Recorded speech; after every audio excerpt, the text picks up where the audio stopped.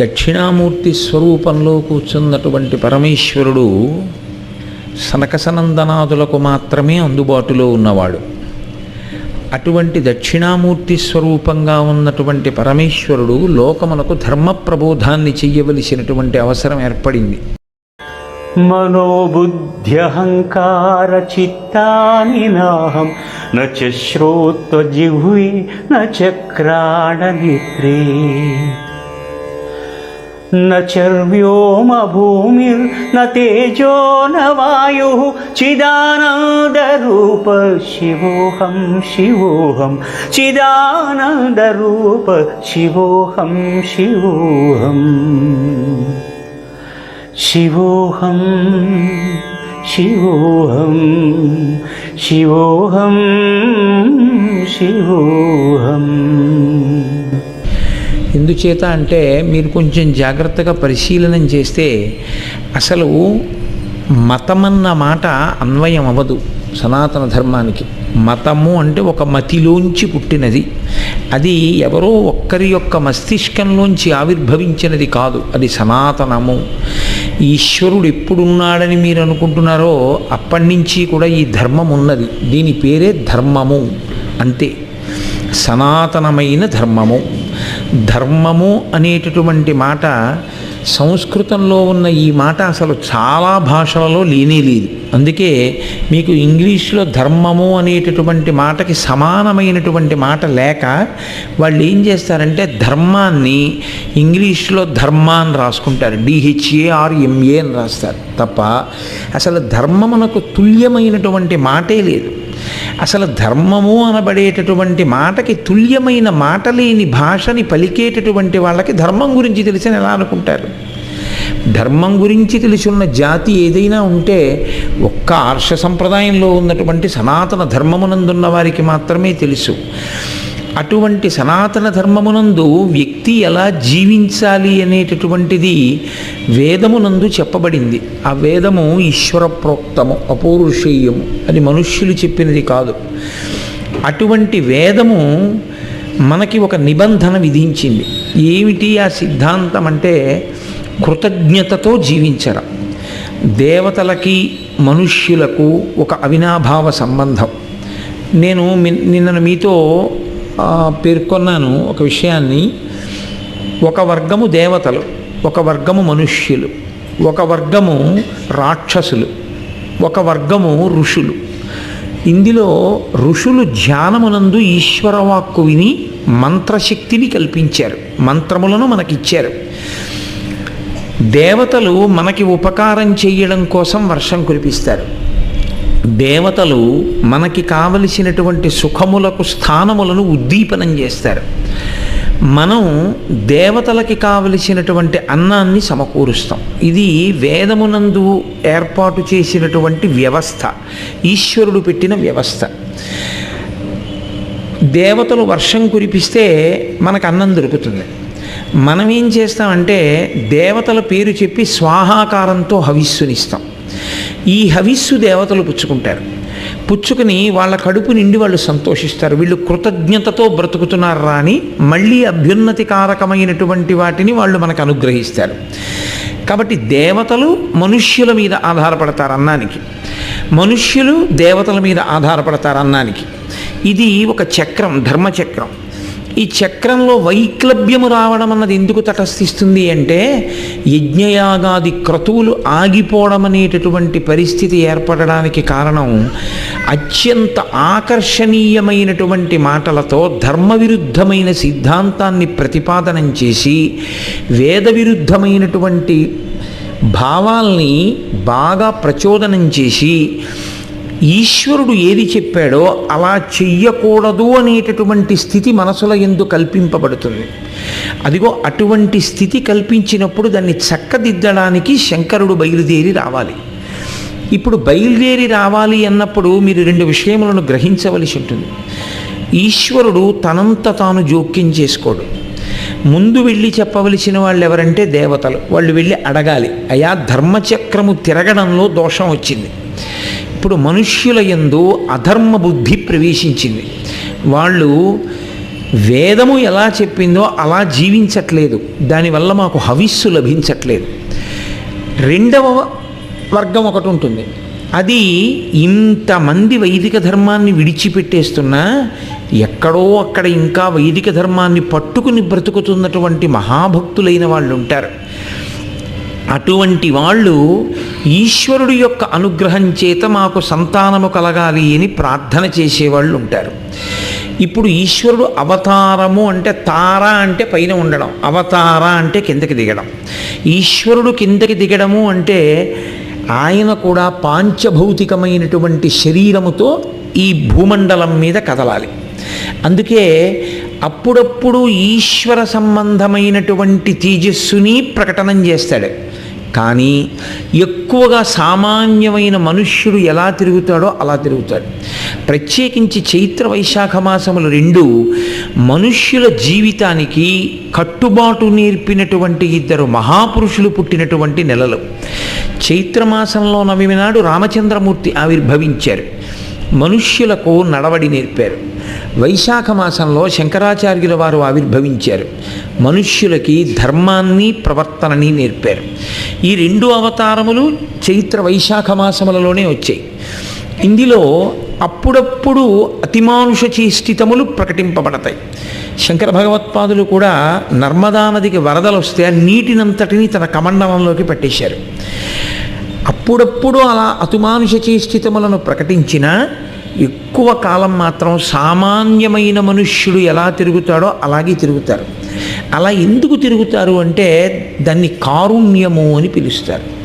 అలా బాగా మనకి దగ్గరైతే తప్ప, సఖ్యంగా ఉంటే తప్ప మనం ఆయన చెప్పిన మాట వినడానికి సిద్ధం కాం.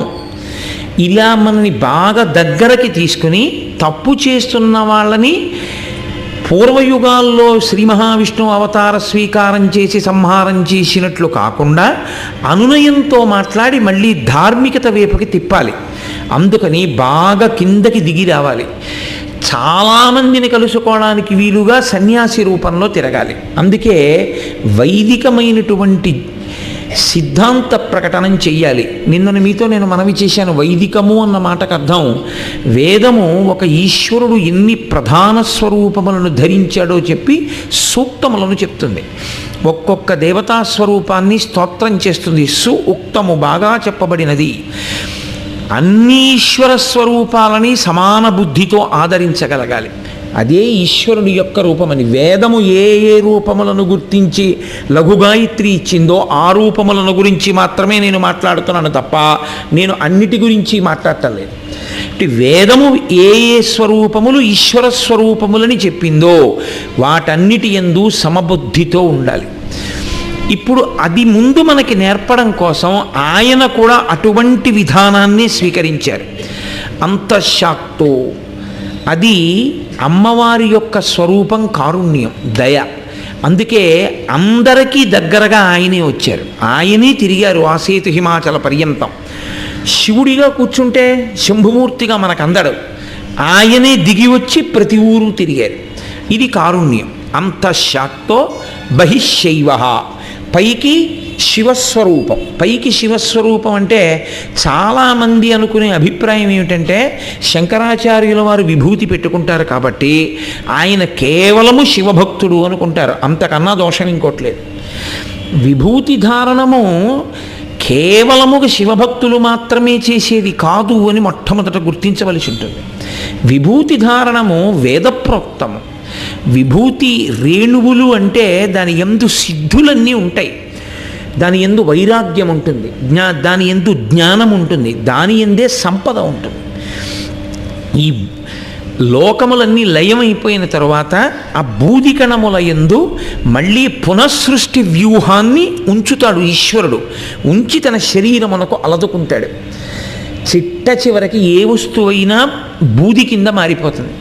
బూది దేని కింద మారుతుంది? ఇక మారడానికి ఏం లేదు. కాబట్టి శాశ్వతమైన వస్తువును గుర్తించి మిగిలిన వాటి ఎందు పెట్టుకునేటటువంటి వ్యామోహము గుప్పెడు బూది ఎందు పెట్టుకున్న వ్యామోహంతో సమానమని, అన్నీ చివరికి బూది అయిపోయేవే, వీటి మీద పెట్టుకున్నటువంటి అనుబంధము మనల్ని ఉద్ధరించేది కాదు అన్న వైరాగ్య భావన పెంపొందించుకుని తత్కారణము చేత భక్తి జ్ఞానములు పొందడానికి ఉపకరణము విభూతి తప్ప, విభూతి ధారణ చెయ్యడం అన్నది కేవలం శివభక్తుడు అని కాదు దాని అర్థం. అందుకే ఋషులందరూ విభూతి ధారణ చేస్తారు. విభూతి ధారణ చేశారు అంటే కేవలము శివభక్తులని కాదు, ఉన్న ఒక్క పరబ్రహ్మమే స్థితికారకత్వంగా నిలబడినప్పుడు విష్ణుతత్వాన్ని ప్రకటనం చేస్తుంది. ఆయనే జ్ఞానం ఇచ్చినప్పుడు, మోక్షం ఇచ్చినప్పుడు, నిద్రనిచ్చినప్పుడు, లోకములను తనలో కలుపుకున్నప్పుడు లయకారకుడై శివతత్వముగా నిలబడుతుంది. తత్వతః రూపము ప్రకటనమవుతుంది తప్ప రూపము చేత తత్వము మాత్రము మారిపోదు. ఒక్కటే పరబ్రహ్మం అలా మారుతూ ఉంటుంది. కాబట్టి ఇప్పుడు శంకర భగవత్పాదులు బహిశ్శైవ ఆయన విభూతి ధారణ చేసి శివముగా ఉన్నారు అంటే దాని అర్థం ఏమిటంటే, శివం అంటే శోభనం, కళ్యాణం, మంగళం, శుభం, శ్రేయం, అవి దాని అర్థాలు. లోకములకన్నిటికీ కూడా మంగళమును కల్పించడానికి వచ్చారు. మంగళమును కల్పించడం అంటే వైదిక ధర్మం మీద మళ్ళీ అంత జిజ్ఞాస కలగడం, అంత విశ్వాసం కలగడం, అదే మంగళం, అదే శుభం. కాబట్టి అటువంటి శుభాన్ని చేయడానికి వచ్చారు. కాబట్టి శంకరోతీతి శంకర, వారు శుభమును చెయ్యడానికి వచ్చారు. కాబట్టి బహిశ్శైవ, పైకి శివస్వరూపంగా ఉంటారు. కానీ జనమధ్యేతు వైష్ణవ, ఆయన నలుగురిలోకి వచ్చినప్పుడు మాత్రం ఏది చేసినా నారాయణ నారాయణ నారాయణ. ఆయనకి మీరు నమస్కారం చేశారనుకోండి, ఆయన నారాయణ నారాయణ నారాయణ అంటారు. శంకరాచార్య స్వామి వారు ఆనాడు పెట్టినటువంటి ఆ సిద్ధాంతం ఇప్పటికీ అంతే. శంకరుల చేత స్థాపింపబడినటువంటి పీఠములను అధిష్ఠించినటువంటి పీఠాధిపతులు ఇప్పటికీ మీరు వెళ్ళి వారికి నమస్కారం చేశారనుకోండి, వాళ్ళు నారాయణ నారాయణ నారాయణ అంటారు. ఎందుకు అలా అంటారంటే, అందరి కోర్కెలను తీర్చేటటువంటి వాడు స్థితికారకుడైనటువంటి శ్రీమన్నారాయణుడు, శ్రీ మహావిష్ణువు, ఆయన అనుగ్రహించాలి. కాబట్టి ఇప్పుడు అనుగ్రహించవలసిన వాడెవరో వాడికి ఈ కోరికలన్నింటినీ పంపిస్తున్నాం, వాడు అనుగ్రహించాలి. కాబట్టి మీరు పెట్టిన నమస్కారాన్ని వాడికి పంపిస్తున్నాను, వాడికి అందుతుంది. వాడు ఆ నమస్కారము చేత ప్రసన్నుడై మీ కోరిక తీరుస్తాడు. ఈ కోర్కెలు, ఈ జంజాటాలు, ఈ లంపటాలు, వీటన్నింటి మీద విరక్తి చెందుకతూ నేను కాషాయం కట్టుకున్నాను, మళ్ళీ నా కొడుకు ఉద్యోగం కోసం వెంపర్లాడడం ఎటువంటిదో, నాకు నమస్కారం పెట్టిన వాడి కొడుకు కోసం ఉద్యోగానికి వెంపర్లాడడం కూడా అంతే. కాబట్టి వాళ్ళకి ఆ వెంపర్లాట ఉంటే ఇక కాషాయ వస్త్రపు పవిత్రత పోలా, వాళ్ళ మనసు నిలబడిపోలా ఎక్కడికో వెళ్ళి. కాబట్టి నారాయణ నారాయణ నారాయణ, జనమధ్యేతు వైష్ణవ. కాబట్టి ఆయన ఇటువంటి నడవడితో, ఇటువంటి సిద్ధాంత ప్రచారంతో అందరికీ దగ్గరగా ఉండడానికి వచ్చినటువంటి అవతారం శంకరావతారం.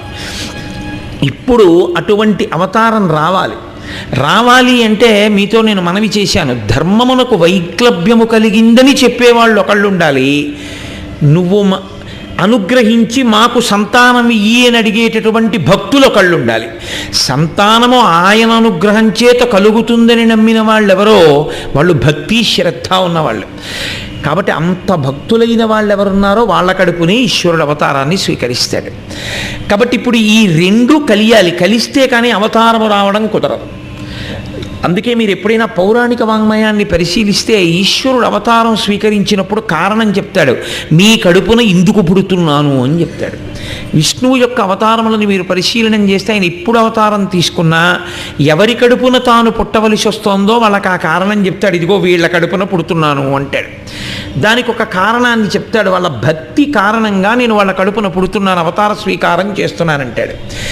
కాబట్టి దక్షిణామూర్తి స్వరూపమైనటువంటి పరమశివుడి దగ్గరికి వెళ్ళి దేవతలందరూ చెప్పారు, అయ్యా శృత్యాచారం పరిత్యజ్య. లోకమంతా ఇవాళ ఏమైందో తెలుసా? శృతి అంటే వేదం, శృతి అంటే దాన్ని చెవితో విని గురువుగారి దగ్గర స్వరబద్ధంగా నేర్చుకుని మళ్ళీ ఆ స్వరంతో పలుకుతారు కాబట్టి దానికి శృతి అని పేరు. శ్రవణేంద్రియము ప్రధాన పాత్ర.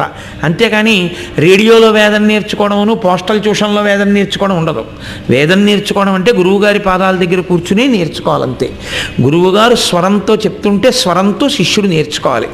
చెవి ప్రధానంగా నేర్చుకోబడేటటువంటిది కాబట్టి దానికి శృతి అని పేరు. అటువంటి శృతి ఏ విధానాన్ని చెప్పిందో, ఎలా బ్రతకండి అని చెప్పిందో, ఎటువంటి ఆచరణ ఉండాలి అని చెప్పిందో ఆ ఆచరణని లోకం విడిచిపెట్టింది. అసలు లోకంలో ధర్మము పోతోంది అని గుర్తేమిటో తెలుసా అండి? ఆచార నిరసనము ప్రారంభమవుతుంది. నువ్వు ఇలా చెయ్యక్కర్లేదంటాడు. ఎవరు చెప్పారండి? అవన్నీ ఏం అక్కర్లేదంటాడు అంతే. అవన్నీ ఏం అక్కర్లేదండి అనడంలోనే ఉపద్రవం ప్రారంభమవుతుంది. నేను మీతో ఒక్క మాట మనవి చేస్తాను, గుర్తుపెట్టుకోండి. ఒక డాక్టర్ గారు చాలా పెద్ద సర్జన్. ఆయన కత్తి పట్టుకుని అడ్డంగా గుండె కోసేయగలడు. ఓ గోరు చుట్టు కొయ్యడానికి వెళుతున్నాడు ఆపరేషన్ థియేటర్లోకి. ఆయన ప్యాంటు చొక్కా చెప్పులతోటి వెళ్ళడు ఆ శస్త్రచికిత్స చేయవలసిన గదిలోకి. ప్యాంటు చొక్కా వాచి అన్నీ తీసేసి బయట పెట్టేసి ఒక ఆకుపచ్చటి బట్టలు వేసుకుని లోపలికి వెడతాడు. అలా వెళ్ళకపోతే ఆయన చేయలేడా? అది ఆచారము.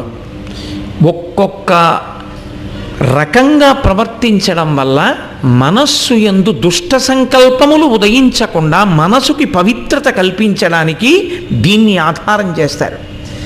చూడండి, మనసు రకరకాలుగా తిరుగుతోందనుకోండి, తప్పుడు భావముల వైపు ఎడుతోందనుకోండి, మనసుని నిగ్రహించు అన్నారనుకోండి, చాలా కష్టం. ఎందుకో తెలుసా అండి? మీ చెయ్యి పటకారని పట్టుకుంటుంది కానీ పటకార చేతిని ఎప్పటికీ పట్టుకోలేదు. అసలు అది కుదరదు. మనస్సుని మీరు నిగ్రహించడం మొదలు పెట్టేస్తాను అని కూర్చున్నారనుకోండి, మీ మాట వినదు మనస్సు. మీరు దాంతో బడలిపోతారు. ఎందుకంటే నా మాట వింటలేదు, ధ్యానం చేద్దామంటే మళ్ళీ ఎక్కడికో పోతోందని మీకు మీ మనస్సు మీద విసుగుస్తుంది. అందుకే గీతాచార్యుడు ఒక మార్గం చెప్తాడు. నువ్వు మనసుని నిగ్రహించలేకపోతే మొదట చెయ్యవలసిన పని ఏమిటంటే శరీరాన్ని ఉపకరణం చెయ్యాలి. అదే ఆచారం అంటే. ఈ శరీరాన్ని పట్టుకెళ్ళి గుళ్ళో కూర్చోపెట్టారనుకోండి, గుళ్ళో ఏమిటి? ఏదో ధ్వజస్తంభం యొక్క చిరుగంటలు ఉంటాయి.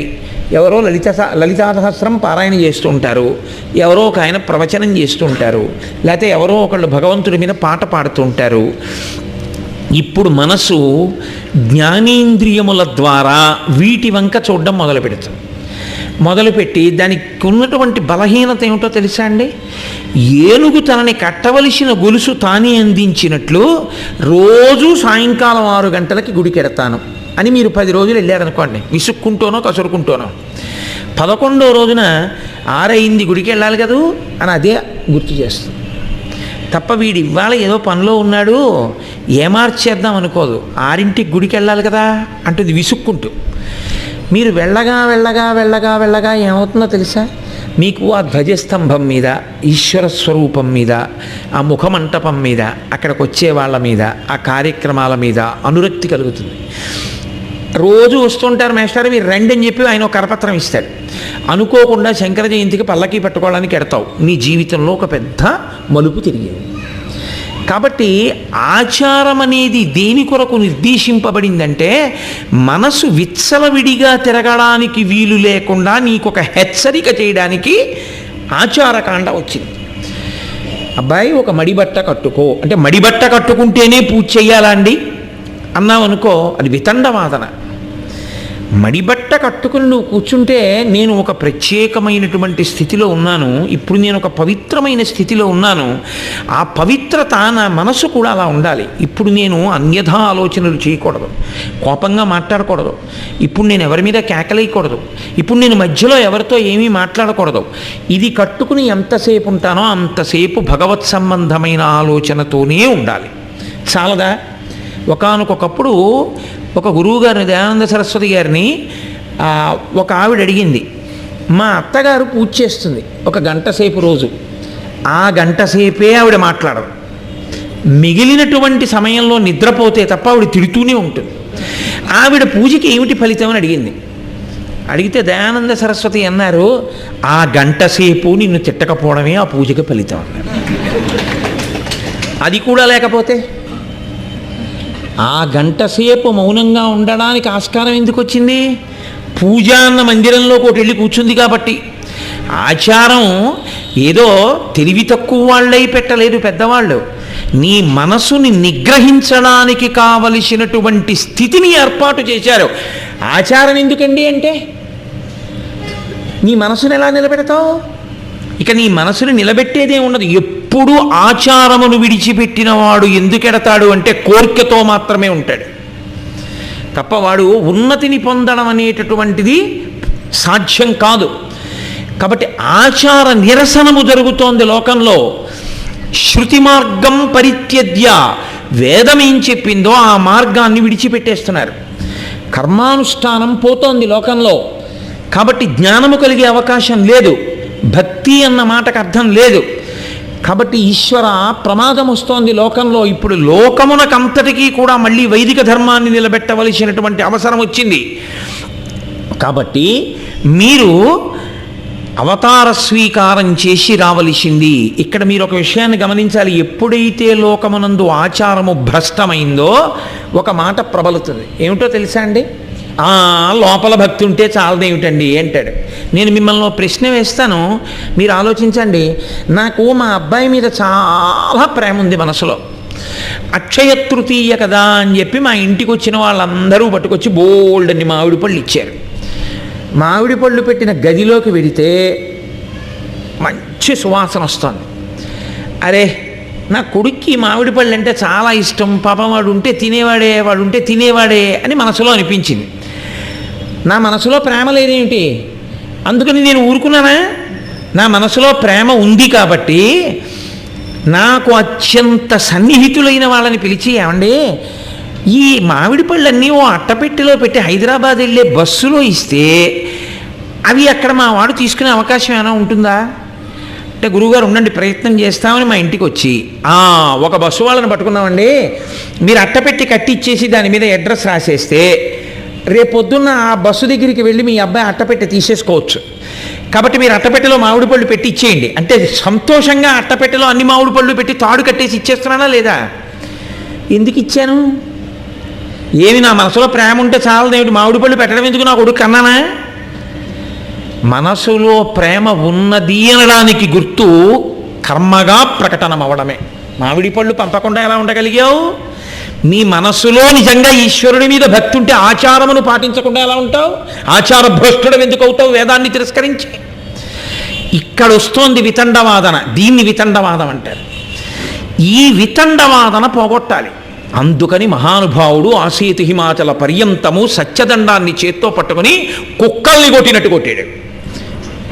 ఎవడరా అనాచారమును ప్రబలేటట్టు చేస్తున్నవాడు, ఎవడరా శూన్యవాదాన్ని లోకంలో ప్రచారం చేస్తున్నవాడని కుక్కని కొట్టడానికి కర్ర పట్టుకున్నట్టు సత్యదండం పట్టుకుని శంకరులు బయలుదేరారు కాబట్టి వైదిక ధర్మం నిలబడింది. శంకరులే బయలుదేరిన నాడు ఏమీ లేదు లోకంలో. వేదము లేదు, ఈ పూజ లేదు, ఈ పురస్కారం లేదు, ఈ గుడి లేదు, నా ప్రవచనం లేదు, మీరు వినడము లేదు. అందుకే శంకరులకు ఈ జాతి రుణపడిపోయింది. శంకరులు లేని నాడు వేద ధర్మమే లేదు. అందుకే ప్రాజ్ఞులు ఒక మాట అంటారు, శంకరుల జోలికి వెళ్ళవద్దు అని చెప్తారు. ఎందుకంటే శంకరులు వచ్చారు కాబట్టే వైదిక ధర్మం నిలబడింది. శంకరులు రాని నాడు వైదిక ధర్మం లేదు. కాబట్టి మీరు అవతార స్వీకారం చెయ్యాలి. ఆచారము ఎప్పుడు భ్రష్టమైందో అప్పుడు మనసులో ఉంటే చాలదా అండి అంటాడు. ఒక యజ్ఞం ఉండదు, ఒక యాగం ఉండదు. లేనప్పుడు దేవతలకు హవిస్సు ఎలా అందుతుంది? హవిస్సు అందనప్పుడు లోకం సుభిక్షంగా ఎలా ఉంటుంది? ఉండదు. కాబట్టి ఇప్పుడు మీరు అవతార స్వీకారము చెయ్యవలసింది. పరమేశ్వరుడు ఒక్కసారి గమనించాడు, స్వీకరిస్తాను. ఎక్కడ స్వీకరించాలి అన్న విషయాన్ని అలా ఉంచండి, నేను మళ్ళీ చెప్తాను మీకు. స్వీకరిస్తాను, కానీ శ్రీ మహావిష్ణువు యొక్క 4 భుజములు ఎలా ఉంటాయో అలా నేను 9 శిష్యులతో అవతరిస్తాను. వాయుపురాణం ఎప్పుడో చెప్పింది శంకరాచార్యుల వారు ఏ రూపంలో వస్తారో. చతుర్భిః సహ శిష్యైస్తు శంకరో అవతరిష్యతి. శ్రీ మహావిష్ణువు యొక్క 4 చేతులు ఎలా ఉంటాయో శంకరాచార్యుల వారు 9 శిష్యులతో అవతరిస్తారు అని చెప్పింది. అవతారమే 9తో కలిసి. ఆయన శ్రీ మహావిష్ణువుని పిలిచారు. అవతార స్వీకారము మీరు చేసేది సాధారణంగా ధర్మ సంస్థాపన కొరకు. ఇది మీరు గుర్తుపట్టవలసింది. విష్ణువు శివుడు ఎప్పుడు రెండుగా ఉన్న ఒక్క తత్వమే. వాళ్ళిద్దరు ఎప్పుడు ఒకరి మాట ఒకరు తిరస్కరించడానికి అసలు రెండు ఉంటే కదూ. అసలు ప్రతిజ్ఞ ఎవరిది? ధర్మ సంస్థాపనార్థాయ సంభవామి యుగే యుగే అన్నది విష్ణు స్వరూపాన్ని. ఇప్పుడు ఆ ధర్మ సంస్థాపన కొరకు వస్తున్నది ఎవరు? శివుడు. మరి విష్ణువు చెప్పినటువంటి మాట లొట్టబోతూ ఉంటే ఇప్పుడు ఒకడిని కాదు ఎంతమందిని చంపుతారు ధర్మ సంస్థాపనకి అని ఇన్నాళ్ళకి విష్ణువు ఓడిపోతున్నాడని శివుడు చంకలు కొట్టుకుంటూ కూర్చున్నాడా? విష్ణువు మాట నిలబెట్టడానికి శివస్వరూపం బయలుదేరింది. ఇంకింతకన్నా రెండు ఒకటే అనడానికి మీకు ఏం కావాలి ఆధారం? వాళ్ళిద్దరూ అలా ఉంటారు, ఒక్కటే స్వరూపం అది. అందుకే శివకేశవుల మధ్యలోకి వెళ్ళకూడదు. శివుణ్ణి పూజించి విష్ణువుని నిందించకూడదు, విష్ణువుని పూజించి శివుణ్ణి నిందించకూడదు.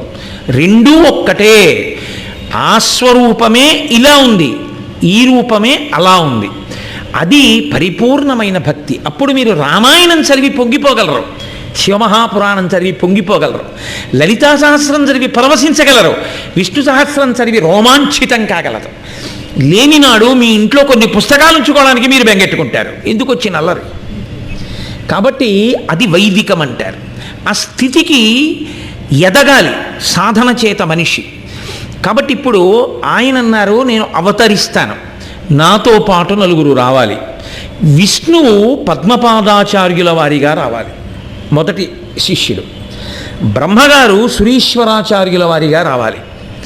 హస్తామలకాచార్యుల వారు వాయుస్వరూపం, వాయువు హస్తామలకాచార్యుల వారిగా రావాలి. అగ్ని తోటకాచార్యుల వారిగా రావాలి. కుమారస్వామి కుమరిల భట్టుగా రావాలి. ఇంద్రుడు సుధన్వుడనబడేటటువంటి రాజుగా రావాలి. ఒక్క సరస్వతీదేవి మాత్రం సరసవాణిగా రావాలి. ఆ అవతారంలో ఆవిడ పేరు సరసవాణి. సరసవాణి అన్న పేరుతో రావాలి. ఇందులో మీకు చమత్కారం ఒకటి ఉంది. విష్ణువు కూడా పద్మపాదాచార్యుల వారిగా వస్తున్నారు, భార్య రాదు. లక్ష్మీదేవి మాత్రం అవతార స్వీకారం చేసి రాదు పద్మపాదాచార్యుల వారితో. పరమశివుడు వస్తున్నాడు, అంతఃశాక్తో దయాస్వరూపమై ఉంటాడు. కానీ ఆయన పక్కన పార్వతీదేవి ఉండదు. బ్రహ్మగారు వస్తున్నారు, సరస్వతీదేవి ఉంటుంది. ఏమి ఎందుకు అలా ఉండాలి? శంకరాచార్య స్వామి అవతార స్వీకారం చేసినప్పుడు అలా ఎందుకు రావాలి? మిగిలిన వాళ్ళని భార్య అక్కర్లేదు అని తీసుకొచ్చి విష్ణువు పద్మపాదాచార్యుల వారిగా వచ్చి సన్యాసిని తీసుకుని శంకరాచార్యుల వారికి శిష్యులు అయ్యారు. అగ్ని తోటకాచార్యుల వారిగా వచ్చి సన్యాసం స్వీకరించి శంకరాచార్యుల వారి మీద అష్టకమే చేశారు. సరే, వాయువు హస్తామలకాచార్యుల వారిగా వచ్చి చిన్నతనంలోని మహాజ్ఞానిగా ఉన్నారు. వీళ్ళు ముగ్గురు అలా ఉన్నప్పుడు సురేశ్వరాచార్యుల వారిగా వచ్చినటువంటి బ్రహ్మగారు మాత్రం భార్యతో కలిసి రావాల్సి వచ్చింది. సరసవాణి అన్న పేరుతో సరస్వతీదేవి వచ్చింది. ఎందుకు రావాలి? ఎందుకు శివుడు అలా శాసనం చేశాడు? నేను వస్తాను, నాకన్నా ముందు మీరు వెళ్ళి ఇలా చేయండి అన్నాడు. ముందు సురేశ్వరాచార్యుల వారు వచ్చేసారు. సురేశ్వరాచార్యుల వారు శృంగగిరి పీఠానికి మొట్టమొదటి అధిపతి. అటువంటి సురేశ్వరాచార్యుల వారు మాత్రం తిన్నగా సన్యాసం తీసుకోవాల. విచిత్రం ఏమిటో తెలుసా అండి?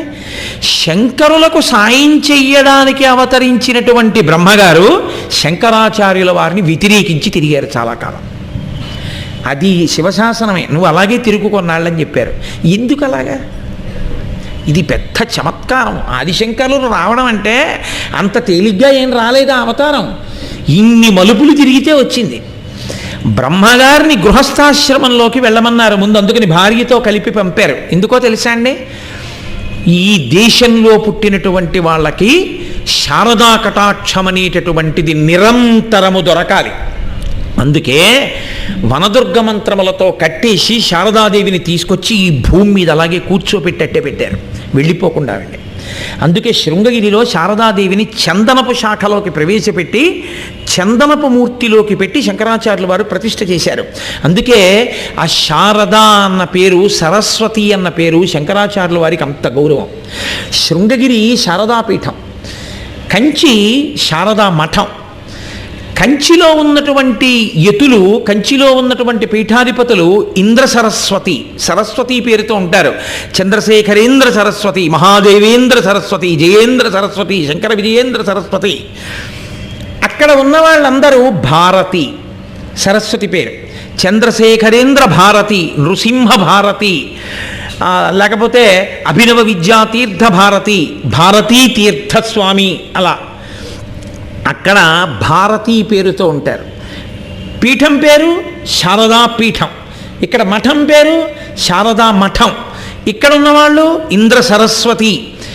శంకర భగవత్పాదులు ఇచ్చినటువంటి సన్యాసనామములలో శారద, సరస్వతి అన్న పేరు పట్ల ఆయన ప్రత్యేకమైనటువంటి గౌరవం అంత ప్రకటనమవుతుంది. శివుడు బయలుదేరే ముందు బ్రహ్మగారిని సరస్వతీదేవితో కలిసి వెళ్ళు, మళ్ళీ మీ ఇద్దరే భూలోకంలో కూడా గృహస్థాశ్రమంలో భార్యాభర్తలుగా ఉండండి అన్నారు. అసలు బ్రహ్మగారు వస్తూ శంకరాచార్యుల వారి వ్యతిరేకిగా వచ్చారు. వ్యతిరేకిగా ఎలా వచ్చారో తెలుసా అండి? ఆయన మీమాంస అంటే కర్మానుష్ఠానమునందు విపరీతమైన అనురక్తి. శంకరాచార్యుల వారిది జ్ఞాన మార్గం. ఆయన పేరు మండనమిశ్రుడు. గృహస్థాశ్రమంలో ఉన్నప్పుడు చతుర్ముఖ బ్రహ్మగారి యొక్క పేరు మండనమిశ్రుడు. ఆయన భార్య పేరు ఉభయభారతి సరసవాణి, సరస్వతీదేవి. వీళ్ళిద్దరూ గృహస్థాశ్రమంలో ఉండడానికి కారణం ఏమిటో తెలుసా? యజ్ఞయాగాది క్రతువులు కదు లోపించాయి. శంకరాచార్య స్వామి వారి అవతారం వచ్చి బోధ చేసే లోపల ముందు దేవతలకు హవిస్సు అందద్దు. హవిస్సు అందాలంటే యజ్ఞయాగాది క్రతువులు ముందు ప్రారంభం అవ్వద్దు. ప్రారంభమై ముందు కర్మ మార్గం ప్రారంభమైతే మళ్ళీ ప్రతివాడు అసలు భగవద్భక్తిరా, స్నానం చేయాలరా, బొట్టెట్టుకోవాలరా, విభూతి ఎట్టుకోవాలరా, నమస్కారం చేసుకోవాలరా, దేవాలయం అంటే ఇలా వెళ్ళాలరా, దేవాలయంలో నైవేద్యం అంటే ఇలా ఉంటుందిరా, మనం వండి పట్టుకెళ్ళనరా, దేవాలయంలో ఉండి నైవేద్యం పెట్టింది మనం ప్రసాదంగా పుచ్చుకుంటానరా, దేవతలకి నైవేద్యం అంటే సాత్విక పదార్థం నైవేద్యం పెడతారా, మంత్రం అంటే ఇలా ఉంటుంది, యజ్ఞం అంటే ఇలా ఉంటుంది, యాగం అంటే ఇలా ఉంటుంది, హవిస్సు అంటే ఇలా ఇస్తారనేటటువంటి జ్ఞానము ముందు కలిగితే తర్వాత జ్ఞానం అనేటటువంటి మెట్టు ఎక్కించాలి. ముందు కర్మ మార్గమును పరిపుష్టం చెయ్యాలి. చేస్తే తప్ప జ్ఞానం ఏర్పడదు. భక్తితో కూడిన కర్మాచరణం చేస్తే కదా జ్ఞానం. అందుకని ముందు బ్రహ్మగారు రావాలి. మీరు చూడండి, ఎప్పుడైనా బ్రహ్మగారు వేదం చెప్తుంటారు. వేదం చెప్తారు. మీరు యజ్ఞం చేసేటప్పుడు నలుగురు ఋత్విక్కులు ఉంటారు. నలుగురిలో యజ్ఞాన్నంతటినీ కూడా నిర్వహణ చేసే వ్యక్తికి బ్రహ్మస్థానము అని పేరు. ఆయన బ్రహ్మస్థానంలో ఉన్నవాడు ఎప్పుడు అగ్నిహోత్రం దగ్గర కూర్చుని స్వాహ అని హవిస్సు ఇప్పించి దేవతలందరికీ అన్నం పెట్టిస్తూ ఉంటాడు. బ్రహ్మస్థానంలో ఉన్నవాడు మంత్రం చెప్తుంటాడు. ఇది కర్మ మార్గమునందు మంచి దిట్ట అయి ఉంటాడు. బ్రహ్మగారిని తీసుకొచ్చి అకస్మాత్తుగా నువ్వు గృహస్థాశ్రమంలో ఉండకూడదు, నువ్వు యజ్ఞం చేయకూడదు, యాగం చేయకూడదు, నువ్వు సన్యాసం అయిపో అంటే తడబడతాడు.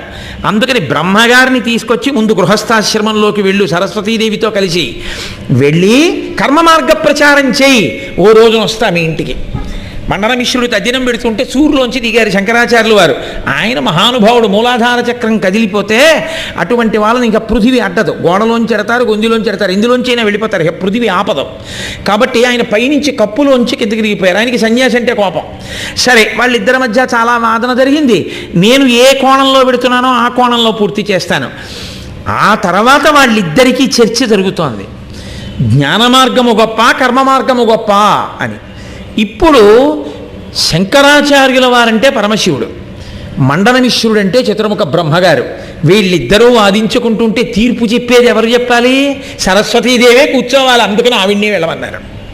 అందుకని సరసవాణి అన్న పేరుతో ఆవిడ ఉభయభారతిగా వచ్చి తీర్పు చెప్పింది. నిష్పక్షపాతంగా చెప్పేసింది. శంకరాచార్యుల వారే గెలిచేశారని చెప్పింది. గెలిచారని చెప్పగానే మండనమిశ్రుడు గృహస్థాశ్రమాన్ని విడిచిపెట్టేసి వాదన నియమం ప్రకారం సన్యాసాశ్రమాన్ని స్వీకరించారు. సురేశ్వరాచార్యుల వారన్న పేరుతో స్వీకరించి శంకరాచార్యుల వారికి శిష్యులైపోయారు.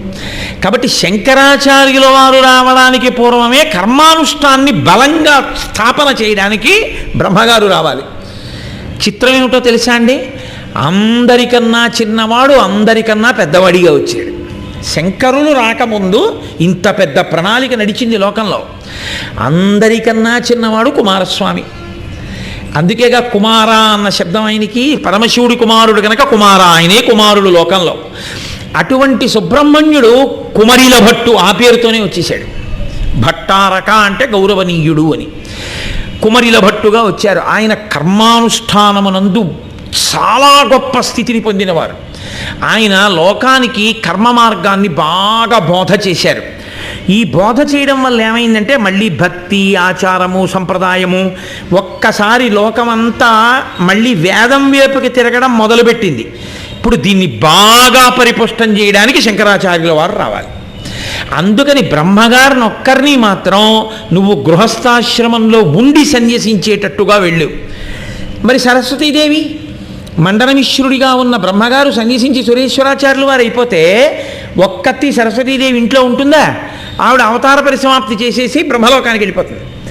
అలా వెళ్ళిపోతే మళ్ళీ ఈ దేశంలో సరస్వతీదేవి అనుగ్రహము లోపించిపోతుందేమోనని తన తర్వాత వచ్చేటటువంటి పీఠాధిపతులందరికీ కూడా శారదా కటాక్షం ఉండాలి, లోకాలకి శారదా కటాక్షం ఉండాలని సరస్వతీదేవిని వెళ్ళిపోకుండా ఆవిడ్ని తీసుకొచ్చి శృంగగిరి పీఠంలో చందనపు మూర్తిలోకి ఆవాహన చేసి శారదాదేవిని ప్రతిష్ఠ చేసి శృంగగిరిలో అప్పటి నుంచి ఇప్పటి వరకు ఎప్పటికీ సరస్వతీదేవి భూమి మీద ఉండేటట్టుగా చేసిన ఘనత శంకర భగవత్పాదులదే.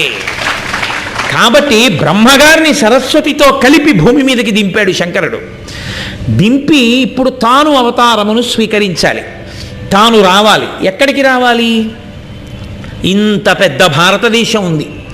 ఇంత పెద్ద భారతదేశంలో ఎన్నో పట్టణాలు ఉన్నాయి. ఉజ్జయిని ఉంది, వారణాసి ఉంది, కేదారం ఉంది, బదరి ఉంది, ఎన్నో క్షేత్రాలు ఉన్నాయి. ఇన్ని క్షేత్రాలు ఉన్నా ఉండవలసిన లక్షణం ఏమిటంటే ఇప్పుడు వైదికమైనటువంటి మార్గము లుప్తమైపోతోంది. ఇప్పుడు అయినా సరే కర్మానుష్ఠానమునందు వేదమునందు అంత నమ్మకము కలిగినటువంటి వాళ్ళై భగవంతుని మీద అంత నిష్ఠతో ఉన్నటువంటి భూభాగం ఎక్కడుందో అక్కడికి తాను రావాలి. నిన్నను మీతో నేను మనవి చేశా, ఈ భూమిని అంతటినీ పరశురాముడు కశ్యప ప్రజాపతికి దానం చేసేశాడు. పరశురాముడు మళ్ళీ గొడ్డలి విసిరితే సముద్రం వెనక్కి వెళ్ళి ఎంత భూభాగం ఇచ్చిందో దాన్ని పరశురామ క్షేత్రం అంటారు. ఆ పరశురామ క్షేత్రంలో పరశురాముడు ఒక్కడే తిరుగుతుండేవాడు. ఆయనకి వేదం అంటే మహాప్రీతి. ఆ వేదం చదువుకున్నటువంటి వాళ్ళు కొంతమంది ఉంటే ఆయనకి సంతోషం, యజ్ఞయాగాదులు జరుగుతుంటే. కాబట్టి ఇప్పుడు అక్కడికి కొంతమంది బ్రాహ్మణుల్ని తీసుకెళ్ళి యజ్ఞయాగాదులు మొదలు పెట్టాలి. బ్రాహ్మణులు వస్తే అందరూ వస్తారు, చక్కగా అందరూ కలిసి ఉంటారు. అసలు దేవాలయం అన్నది ఒకటి ఉందనుకోండి, ఈశ్వరుడికి బట్టలు ఉతికేవాడు వస్తాడు, ఈశ్వరుడికి పాదుకలు తయారు చేసేవాడు వస్తాడు, ఈశ్వరుడికి ఉత్సవమూర్తిని తయారు చేసేవాడు వస్తాడు, ఈశ్వరుడి ప్రాంగణం తుడిచేవాడు వస్తాడు, ఈశ్వరుడికి గుడి కట్టేవాడు వస్తాడు, ఈశ్వరుడి ధ్వజస్తంభాన్ని చెక్కేవాడు వస్తాడు, ఈశ్వరుడికి మంత్రం చెప్పేవాడు వస్తాడు, ఈశ్వరుని దర్శనం చేసుకునేవాడు వస్తాడు, ఈశ్వరుడికి ప్రసాదం వండేవాడు వస్తాడు. ఈశ్వరుణ్ణి తీసుకొచ్చి అక్కడ కూర్చోపెట్టగలిగినటువంటి ప్రజ్ఞ ఉన్నవాడిని తీసుకొస్తే అందరూ వస్తారు. సమాజము అంతా కలిసి గోడలా నిలబడుతుంది. గోడ ఇటుకలు ఉంటే కడతారా, సిమెంట్ ఉంటే కడతారా అని నన్ను అడిగారు అనుకోండి, ఇటుకలు, సిమెంటు, నీళ్లు అన్నీ ఉంటేనే గోడ వస్తుంది. ఒక్క సిమెంటో ఒక్క ఇటుకలో ఉంటే రాదు. సనాతన ధర్మమునందు దేవాలయ వ్యవస్థకి అంత గొప్పతనం ఉంది. దేవాలయమే సమాజాన్నంతటినీ 5 వేళ్ళు కలిపి పిడికిడి ఎలా బలంగా ఉంటుందో అలా కలిపి ఉంచగలిగినటువంటి స్థితి ఒక్క దేవాలయానికే ఉంది. అందుకే ఇన్ని దేవాలయాలు నిర్మించారు పెద్దలు. ఏ అమాయకులై నిర్మించలేదు. అన్ని ప్రాకారాలతో అంతంత దేవాలయాలు నిర్మించారంటే పరమేశ్వరుడి యొక్క రూపంలో అందరినీ హక్కున చేర్చుకొని దేవాలయ వ్యవస్థ నడిచింది. కాబట్టి ఇప్పుడు ఆ పరశురాముడు పరశురామ క్షేత్రానికి వెళ్ళాడు. కొంతమంది బ్రాహ్మణుల్ని తీసుకెళ్ళాలి. అప్పుడు ఆంధ్రదేశం నుంచి వెళ్ళారు కొంతమంది బ్రాహ్మణులు. వెళ్ళినటువంటి వేదం బాగా చదువుకున్నటువంటి వాళ్ళు అక్కడికి వెళ్ళి, చూడండి మళ్ళీ తన ఊరు వెళ్ళిపోదామని ఒక తాపత్రయం ఉంటుంది. ఏదో ఉపన్యాసం చెప్పడానికి ఏదో ఊరు వెళ్ళామనుకోండి, ఓ వారం రోజులు ఉన్న తర్వాత అబ్బా మళ్ళీ మన ఇంటికి వెళ్ళిపోతే బాగుండు అనిపిస్తుంది. ఏమి వాళ్ళు బ్రహ్మరథం బట్టి పాపం ఎంతో ప్రేమగా చూస్తారు. ఏమి ఇంటికి వెళ్ళిపోవడం అంటే ప్రేమ, వెళ్ళిపోదాం అనిపిస్తుంది మళ్ళీ మన ఇంటికి. అలా వాళ్ళు ఎక్కడ తిరిగి వెళ్ళిపోతారోనని పరశురాముడు ఒక చిత్రమైన స్థితిని కల్పించాడు. ఆయన ఆచారమునందు కొన్ని, వైదికమునందు చిన్న చిన్న మార్పులు కొన్ని చేశాడు. శిఖ ఇక్కడ పెట్టుకుంటారు. ఆయన ఏం చేశాడంటే శిఖ ఇక్కడికి తీసుకొచ్చాడు. ఇక్కడ శిఖ పెట్టుకోవాలి కేరళలో ఉండేటటువంటి బ్రాహ్మణులు అన్నాడు. అందుకే నంబూద్రి శాఖ వారు ఇక్కడ శిఖ పెట్టుకుంటారు. శంకరాచార్య స్వామి వారి తండ్రి గారు తాతగారు ఇక్కడ శిఖతో ఉంటారు. కారణం అది. మీరు ఇప్పటికీ అక్కడికి వెళ్ళి చూస్తే ఇక్కడ శిఖ ఉంటుంది తప్ప ఇక్కడ శిఖ ఉండదు వాళ్ళకి. అటువంటి మార్పులు కొన్ని చేశారు. అలాగే ధర్మమునకు పెద్దపీట వేసి కేరళ దేశంలో నంబూద్రి బ్రాహ్మణ కుటుంబాల్లో ఆస్తినంతటినీ పెద్దవాడికే ఇస్తారు, ఇక మిగిలిన పిల్లలకి ఇవ్వరు. మిగిలిన పిల్లల్ని ప్రయోజకుల్ని చేసి విడిచిపెట్టేస్తారు. పెద్దవాడికి ఆస్తి అంతా ఎందుకు ఇచ్చేస్తారంటే ఆయన ధర్మాన్నంతటినీ నిలబెట్టాలి. ఇంటి బంధువుల్ని, యజ్ఞయాగాది క్రతువుల్ని, అన్నిటినీ ధార్మిక కార్యక్రమాలన్నీ పెద్ద ఆయన చేస్తాడు. అందుకని పెద్ద ఆయనకి ఆస్తి ఇచ్చేస్తారు. ఇటువంటి మార్పులు కొన్ని చేస్తే వాళ్ళు మళ్ళీ తిరిగి వచ్చేసారనుకోండి, అదేమిటో నువ్వు శకిలా పెట్టుకున్నావు అంటారు. అందుకని వీళ్ళు మళ్ళీ మళ్ళీ ఇంటికి వెళ్ళిపోకుండా ఇక్కడే ఉంటారని ఆయన ఆ ప్రయోగం చేశారు. చేసి పరశురాముడు మధ్యశిఖ అవి సృష్టించాడు. అక్కడ ఉండడం మొదలుపెట్టారు. అందుకే ఆ దేశానికి మలయాళ దేశము అని పేరు. మలయాళ దేశము అన్న పేరు ఎందుకు వచ్చిందో తెలుసా అండి? మలయ ఆళి రెండు మాటలు. మలై అంటే పర్వతములు, ఆళి అంటే సముద్రము. పర్వతములు ఒక పక్క, సముద్రము ఒక పక్క ఉండి సస్యశ్యామలమైన భూభాగంతో ఉంది కాబట్టి దానికి మలయాళ దేశం అని పేరు. మలై అళి ఆ రెండిటి మధ్యలో ఉన్నది. కేరళ అంటారు దాన్ని. కేరం అంటే కొబ్బరి, కొబ్బరి చెట్లు విపరీతంగా ఉన్నటువంటి ప్రాంతం కాబట్టి కేరళ అని పేరు. కేరళ అని పైకంటాం, మలయాళ దేశము అని ఆ భూభాగాన్ని పిలుస్తాం. కాబట్టి అక్కడ పరశురామ క్షేత్రం కాబట్టి మిగిలిన చోట్ల వైదిక ధర్మం ఎంత లుప్తమైపోయిందో అంతగా కేరళలో లుప్తం అవ్వలేదు. మరి ఆ తర్వాత ఎందుకైందంటే అంటారేమో, సముద్రంలో వచ్చారు. మళ్ళీ వచ్చేటప్పటికి అక్కడ మళ్ళీ వైదిక సంప్రదాయం అంతా బాగా లుప్తమైంది. కానీ ఇప్పటికీ మలయాళ దేశానికి ఉన్న గొప్పతనం ఏమిటో తెలుసా? వాళ్ళ ఇళ్ళు మనలా 100 గజాలు 150 గజాల్లో కట్టుకోరు. నేను మా మోహన్ రావు గారితో వెళ్ళినప్పుడు ప్రత్యేకంగా శంకర భగవత్పాదులు కనకధార చేసినప్పుడు బంగారపు కాసులు ఏ ఇంటిలో కురిశాయో ఆ ఇల్లు దర్శనం చెయ్యాలి అని వెతుక్కుని వెళ్ళాం. ఇప్పటికీ స్వర్ణతమనాయ్ అని బోర్డు ఉంటుంది ఆ గేటు మీద. అక్కడే శంకరాచార్యులు వారు నిలబడి కనకధార చదివితే లక్ష్మీదేవి కనకపు కాసులు కురిపించింది ఆ ఇంటి ముందు. ఆ ఇంట్లో ఇప్పటికే ఆ తరాల వాళ్ళు ఉన్నారు కాపరం చేస్తూ. పెద్ద భవంతి బయట గోడ మీద ఉంటుంది, స్వర్ణతమనాయ్ కనకధార జరిగినటువంటి ఇల్లు అని. అటువంటి ప్రదేశాల్లో కేరళలో ఒక లక్షణం ఉంది. వాళ్ళు కావు అంటారు ఇల్లు కట్టుకుంటే. కావు అంటే ఏమిటో తెలుసా అండి?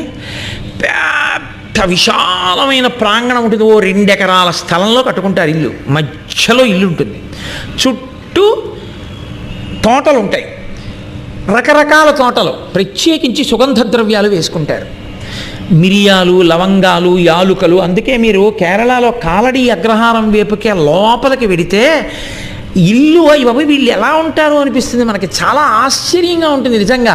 చెట్లు కనపడవు, చెట్లని తీగలు అల్లేసుకుని ఉంటాయి. అందుకే శబరిమల వెళ్ళేటప్పుడు మనకి స్కాందంలో ఒక మాట చెప్తారు, దాన్ని ఆర్యన్ కావు అని పిలుస్తారు. ఆర్యన్ అసలు పౌరాణికంగా అయ్యప్ప స్వామి వారి పేరు ఆర్యన్. పౌరాణికంగా ఆయనకి పెట్టిన పేరు అది. ఆర్యన్ అంటే పెద్దవాడు, ఆర్యాంబ అమ్మవారు. ఆర్యన్ కావు శబరిమలై పేరు. ఆర్యన్ కావు అంటే ఆర్యన్ అని పేరు కలిగినటువంటి మహానుభావుడు ఉన్న తావు అని. కాబట్టి ఆ కావు అనబడేటటువంటి పెద్ద పెద్ద స్థలాలకి చుట్టూ ఏదో తేగో ఓ తడికో ఏదో కట్టుకుంటారు. గోడలు కట్టుకోవడం అనేది పెద్దగా కనబడదు. ఆ చుట్టూ కట్టుకున్నటువంటి ఆ ప్రాంగణాన్ని ఆతృతి అంటారు. ఆతృతి కట్టి కావులో మధ్యలో ఇంట్లో ఉంటారు. ఇలా ఎందుకుంటారో తెలుసా అండి? ఇప్పటికే అక్కడ వాళ్ళు ఒక 6 నెలలు ఇంకా ఇంటి యజమాని బయటికి వెళ్ళడం. బాగా వేదం నేర్చుకున్న వాళ్ళని ఇంటికి పిలిచి వాళ్ళు చక్కగా వేదం నేర్చుకుని ఇంట్లో అగ్నికార్యం చేస్తూ, హోమం చేస్తూ, యజ్ఞయాగాది క్రతువులు చేస్తూ యజమాని కొన్ని నెలల పాటు ఇంట్లో ఉండిపోతాడు. అప్పుడు ఇల్లు ఎలా నడవాలి? కూరలు, పళ్ళు, ఆకుకూరలు అన్నీ ఆ కావులో పెంచుకుంటారు. అన్నం మరి ధాన్యం ఎక్కడి నుంచి వస్తుంది? ఈ సుగంధ ద్రవ్యాలు ఏవి పండాయో వీటినన్నింటినీ కూడా ధాన్యం పండించిన వాళ్ళకి ఇచ్చి వాళ్ళ దగ్గర ధాన్యం పుచ్చుకుంటుంది ఇంటి ఇల్లాలు. పుచ్చుకుని ఆయన ఉద్యోగానికి వెళ్ళలేదు, అయ్యో పాపం జీతం రాదు కదా, ఇలాంటి గొడవ ఏమి ఉండదు. ఆ కావులో పండినవి ఏమున్నాయో అవి వండి పెడుతుంది ఆవిడ. ఆయన కూడా మధ్యసికతో, మీరు ఎప్పుడైనా కేరళ అగ్రహారాల్లోకి వెళ్ళి చూడాలి, నిజంగా చాలా గొప్పగా ఉంటుంది. వాళ్ళు కొన్ని నెలల పాటు ఇంట్లో ఉండిపోయి స్వాధ్యాయం చేస్తారు, చక్కగా చదువుకుని హోమాలు, చక్కగా యజ్ఞయాగాది క్రతువులు చేస్తారు. కొన్ని నెలలు అసలు యజమాని బయటికి రాడు. కాబట్టి అక్కడ వైదికమైనటువంటి ఆచారము నిలబడిపోయింది. అందుకే మీరు చూడండి, ఇప్పటికీ కూడా కేరళ రాష్ట్రంలో శంకరాచార్య స్వామి వారు పెట్టినటువంటి వైదిక ప్రక్రియ మాత్రమే బ్రతికి ఉంది తప్ప ఇంకా ఏ రకమైన మిథ్యాచారములు లేవు అక్కడ. మీరు గురువాయూరు వెళితే కేరళలో అసలు చొక్కా వేసుకుని లోపలికి వెళ్ళే ప్రయత్నం చేస్తే వెర్రాన్ని చూసినట్టు చూస్తారు. చొక్కా బనీను తీయమే, చొక్కా బనీను తీయకుండా అసలు దేవాలయంలోకి ప్రవేశమే ఇవ్వరు. ఆచారము సంప్రదాయము అన్నది అంత జీర్ణమైన గడ్డ మీదకు వచ్చింది. శంకరాచార్య స్వామి వారి అవతారం అందుకుని ఎంచుకున్నారు ఆ ప్రాంతాన్ని, లేకపోతే మిగిలిన చోట్ల పుట్టకూడదు ఏమిటి? అక్కడ పుడితే తప్ప సనాతన ధర్మాన్ని, ఆచారాన్ని సువ్యవస్థితం చేయడానికి కావలసిన సుభిక్షమైన చోట తాను ముందు ప్రారంభం చేయడానికి ఉండదు. 10 మందితో కలవాలంటే తాను ముందు చదువుకోవడం అది మొదలెట్టాలి. అలాంటి ప్రాంతం ఒకటి ఉండాలి కదా, అందుకని కేరళలో పుట్టారు ఆయన. లేకపోతే మిగిలిన చోట్ల పుట్టకూడదు ఏంటి? అది పుట్టినప్పుడు ఇంత సనాతనమైనటువంటి సంప్రదాయం ఉన్నటువంటి వాటిలో కాలడీ అగ్రహారం ఒకటి. ఆ కాలడీ అగ్రహారంలో విద్యాధిరాజు అని ఒక మహానుభావుడు, ఆయన పేరుకి తగిన వ్యక్తి, అంత గొప్ప పాండితీ ప్రకర్ష ఉన్నవాడు, అంతటి భక్తి తత్పరుడు. ఆ విద్యాధిరాజుకి ఒక్కడే కొడుకు శివగురువు. ఆ శివగురువు భార్య ఆర్యాంబ. వీళ్ళిద్దరికీ సంతానం కలగలేదు. సంతానం కలగకపోతే వాళ్ళు త్రిశూర్ వెళ్ళి భజన చేశారు. ఈ త్రిశూర్ ఒక ప్రత్యేకత కలిగిన ప్రాంతము అని నిన్న మీతో నేను కొంత మనవి చేశాను. కాలడీ అగ్రహారాన్నే ఎందుకు ఎంచుకోవాలి శంకరాచార్యుల వారు? మళ్ళీ మలయాళ దేశం అంతా వైదిక సంస్కృతి ఆ రోజుల్లో బాగా ఉన్నప్పుడు, ఇప్పటికీ కూడా అంత పటుత్వం ఉన్నప్పుడు, మలయాళ దేశంలో ఎక్కడైనా పుట్టచ్చుగా. కాలడీ అగ్రహారాన్ని ఎందుకు ఎంచుకోవాలి శంకరులు? అంటే పంచక్రోశము అని ఒక మాట ఉంది. పంచక్రోశం అంటే, క్రోశము అంటే 2/1/4 మైళ్ళు. చాలా గొప్ప క్షేత్రం ఏదైనా ఉందనుకోండి, చాలా శక్తివంతమైన క్షేత్రము, దానికి 5 క్రోశుల దూరంలో ఉన్నటువంటి ప్రాంతములన్నీ కూడా ఈ దేవాలయం యొక్క తేజస్సు చేత ప్రకాశిస్తూ ఉంటాయి. దీని ప్రకాశం ఆ భూమండలం మీద పడుతూ ఉంటుంది. కాబట్టి అక్కడ కూడా ఆ ఈశ్వరుడు యొక్క అనుగ్రహం పడుతూ ఉండేటటువంటి ప్రాంతం అది. అందుకే త్రిశూర్ కాలడి 5 క్రోశుల దూరంలోకి వస్తుంది. అందుకే గొప్ప గొప్ప క్షేత్రాలకి 5 క్రోశుల దూరంలో బ్రతకడం కూడా వ్యాసం అంటారు. చుట్టూ దానికి చుట్టూ 5 క్రోశుల దూరంలో ఎక్కడైనా బ్రతకడం కూడా ఈశ్వర కృప ఉంటే తప్ప సాధ్యం కాదు. కాబట్టి త్రిశూర్కి 5 క్రోశుల్లోకి కాలడీ అగ్రహారం వస్తోంది. అందుకని త్రిశూర్ ప్రభావం కాలడీ మీద ఎక్కువ. త్రిశూర్ ఎంత గొప్ప క్షేత్రమో తెలుసా అండి? దాని మర్యాద ఏమిటంటే, ఒకసారి అర్చక స్వామి దేవాలయంలో అర్చకత్వానికి బయలుదేరి త్రిశూర్ క్షేత్రంలో గుడిలోకి వెడుతుంటే, ఒక మహారాజు అంతఃపురంలోకి వెడుతున్నప్పుడు ఎంత ఊరిరిగింపుగా తీసుకెడతారో అలా తీసుకెడతారు. ఇప్పటికీ అంత ఊరిరిగింపుగా వెడతాడు. వెళ్ళి 6 నెలలు అర్చకత్వం ఉంటుంది. 6 నెలల తర్వాత మళ్ళీ రెండో కుటుంబం వస్తుంది అర్చకత్వానికి. ఈ 6 నెలలు ఆయన ఇంటికి రాడిహ, దేవాలయంలోనే పడుకుంటాడు అంతే. దేవాలయంలోనే పడుకుని దేవాలయంలో స్నానం చేసి దేవాలయంలోనే భజన చేస్తూ అక్కడే గడుపుతాడు తప్ప అసలు ఇంటికి రాడు. దేవాలయం యొక్క వైభవాన్ని నిలబెట్టడానికి త్రిశూర్లో అర్చకులు అంత మర్యాద పాటిస్తారు. త్రిశూర్ గొప్పతనం ఏంటంటే, అసలు ఈశ్వరుడు కూడా బయటికి వెళ్ళడం. స్వామి ఉత్సవమూర్తి బయటికి వెళ్ళదు, అసలు దేవాలయ ప్రాంగణంలోనే తిరుగుతుంది.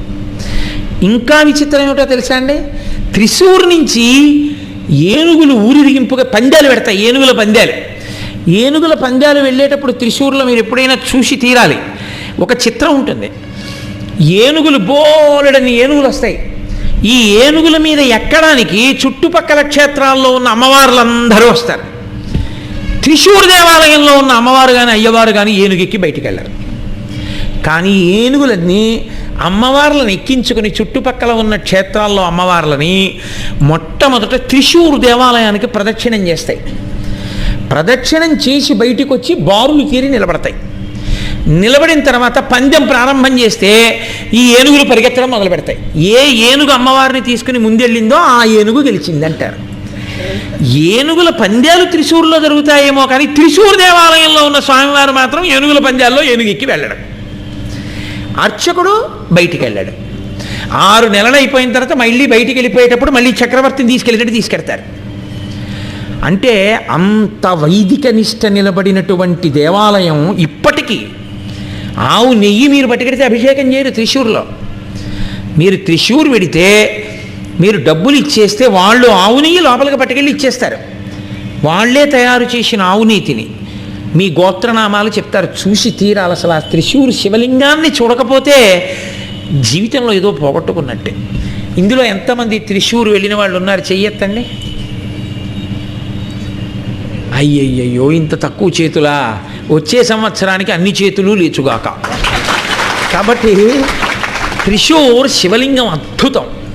ఆ ఉత్తరాన హిమలింగం ఎలా ఉంటుందో దక్షిణాన త్రిశూర్ శివలింగం అలా ఉంటుంది. మీతో మనవి చేశా కదూ, 1000 సంవత్సరముల క్రితం అభిషేకం చేసిన నీటితో ముద్దవ కట్టి ఉంటుంది. అది చిత్రం ఏమిటో తెలుసా అండి? అంత నీతితో శివలింగం ఉంటుంది. అన్ని దీపాలు వెలుగుతుంటాయి. నెయ్యి కరగదు, ఈగ వాలదు, చీమ పాకదు. అంటే ఎంత నిష్ఠతో దేవాలయాన్ని నిలబెడుతున్నారో మీరు ఇప్పటికీ చూడండి. అంత తేజస్సు కలిగిన క్షేత్రం అంటే అది పంచక్రోశంలోకి వచ్చింది అంటే దానిలోకి వచ్చిన అగ్రహారం ఎంత గొప్పదై ఉండాలి. అందుకని కాలడి ఎంచుకున్నాడు పరమశివుడు దిగేటప్పుడు, అక్కడ పుడతాను అని. పంచక్రోశంలోకి వచ్చేటప్పుడు చాలా జాగ్రత్తగా చూసుకుంటారు. ఎందుకనంటే ఒకానొకప్పుడు కంచికామకోటి పీఠాధిపతి చంద్రశేఖరేంద్ర సరస్వతి 4, అంటే చంద్రశేఖరేంద్ర సరస్వతి పేరు మీద చాలామంది ఉన్నారు పీఠాధిపతులు. అందులో 4 అంటే 4వ వారు అప్పటికి ఆ పేరుతో. ఆయన పీఠాధిపత్యంలో ఉండగా కంచిలో ఒక గొప్ప విచిత్రం జరిగింది.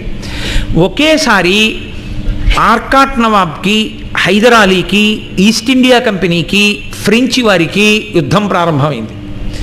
ఈ యుద్ధంలో ఎవరికి వాళ్ళకి స్థావరాలు పెట్టుకోవడం కష్టమై మందుగుండు సామాను, యుద్ధ పరికరాలు పెట్టుకోవడానికి కంచెంతా దేవాలయాలే. అందుకని ఎవరికి కనబడిన దేవాలయాన్ని వాళ్ళు కోటల కింద ఆక్రమించేసి దేవాలయాల నిండా ఈ యుద్ధ సామాగ్రి పెట్టుకుని కంచిలో కొట్టుకోవడం మొదలుపెట్టారు. కంచికామకోటి పీఠాధిపత్యం వహిస్తున్న చంద్రశేఖరేంద్ర సరస్వతి 4 వీళ్ళు యుద్ధం చేసుకుని వచ్చి బంగారు కామాక్షి అమ్మవారిని పట్టుకుపోతారో ఏమిటోనని బంగారు కామాక్షి అమ్మవారిని పట్టుకుని ఆయన వెళ్ళిపోయారు. అప్పుడు వెళ్ళిపోయింది కామాక్షి. బంగారు కామాక్షి అప్పుడు ఉండేది కంచిలో. ఇప్పటికీ మీరు కంచిలో కామాక్షి అమ్మవారి ముందు నిలబడి ఇలా ఎడం పక్కకి చూస్తే స్వర్ణ కామాక్షి మంటపం ఉంటుంది. అది ఖాళీగా ఉంటుంది. అక్కడే ఉండేది తల్లి. తంజావూరు వెళ్ళిపోయింది ఆవిడ.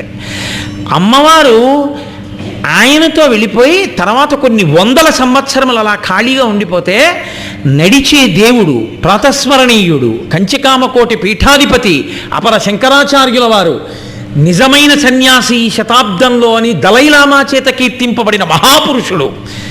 ఏ మహాపురుషుణ్ణి తలుచుకుని నమస్కరించకుండా నా జీవితంలో ఒక్క రోజు కూడా గడవదో అంతటి మహానుభావుడైనటువంటి చంద్రశేఖరేంద్ర సరస్వతి స్వామివారు అక్కడ స్వర్ణకామాక్షి లేదని బంగారు పాదుకలు ప్రతిష్ఠించారు. అదిగో ఆ అమ్మవారిని తీసుకుని వెళ్ళిపోయారు చంద్రశేఖరేంద్ర సరస్వతి 4. వెళ్ళిపోయి రామేశ్వరం వెళ్ళి తీర్థయాత్ర చేసి తిరిగి చేస్తూ ఉదయార్పాలెం అనబడేటటువంటి ఒక మరాఠీ జమీందార్ పరిపాలిస్తున్నటువంటి ప్రాంతం, కామకోటి పీఠానికి శిష్యులు వాళ్ళు.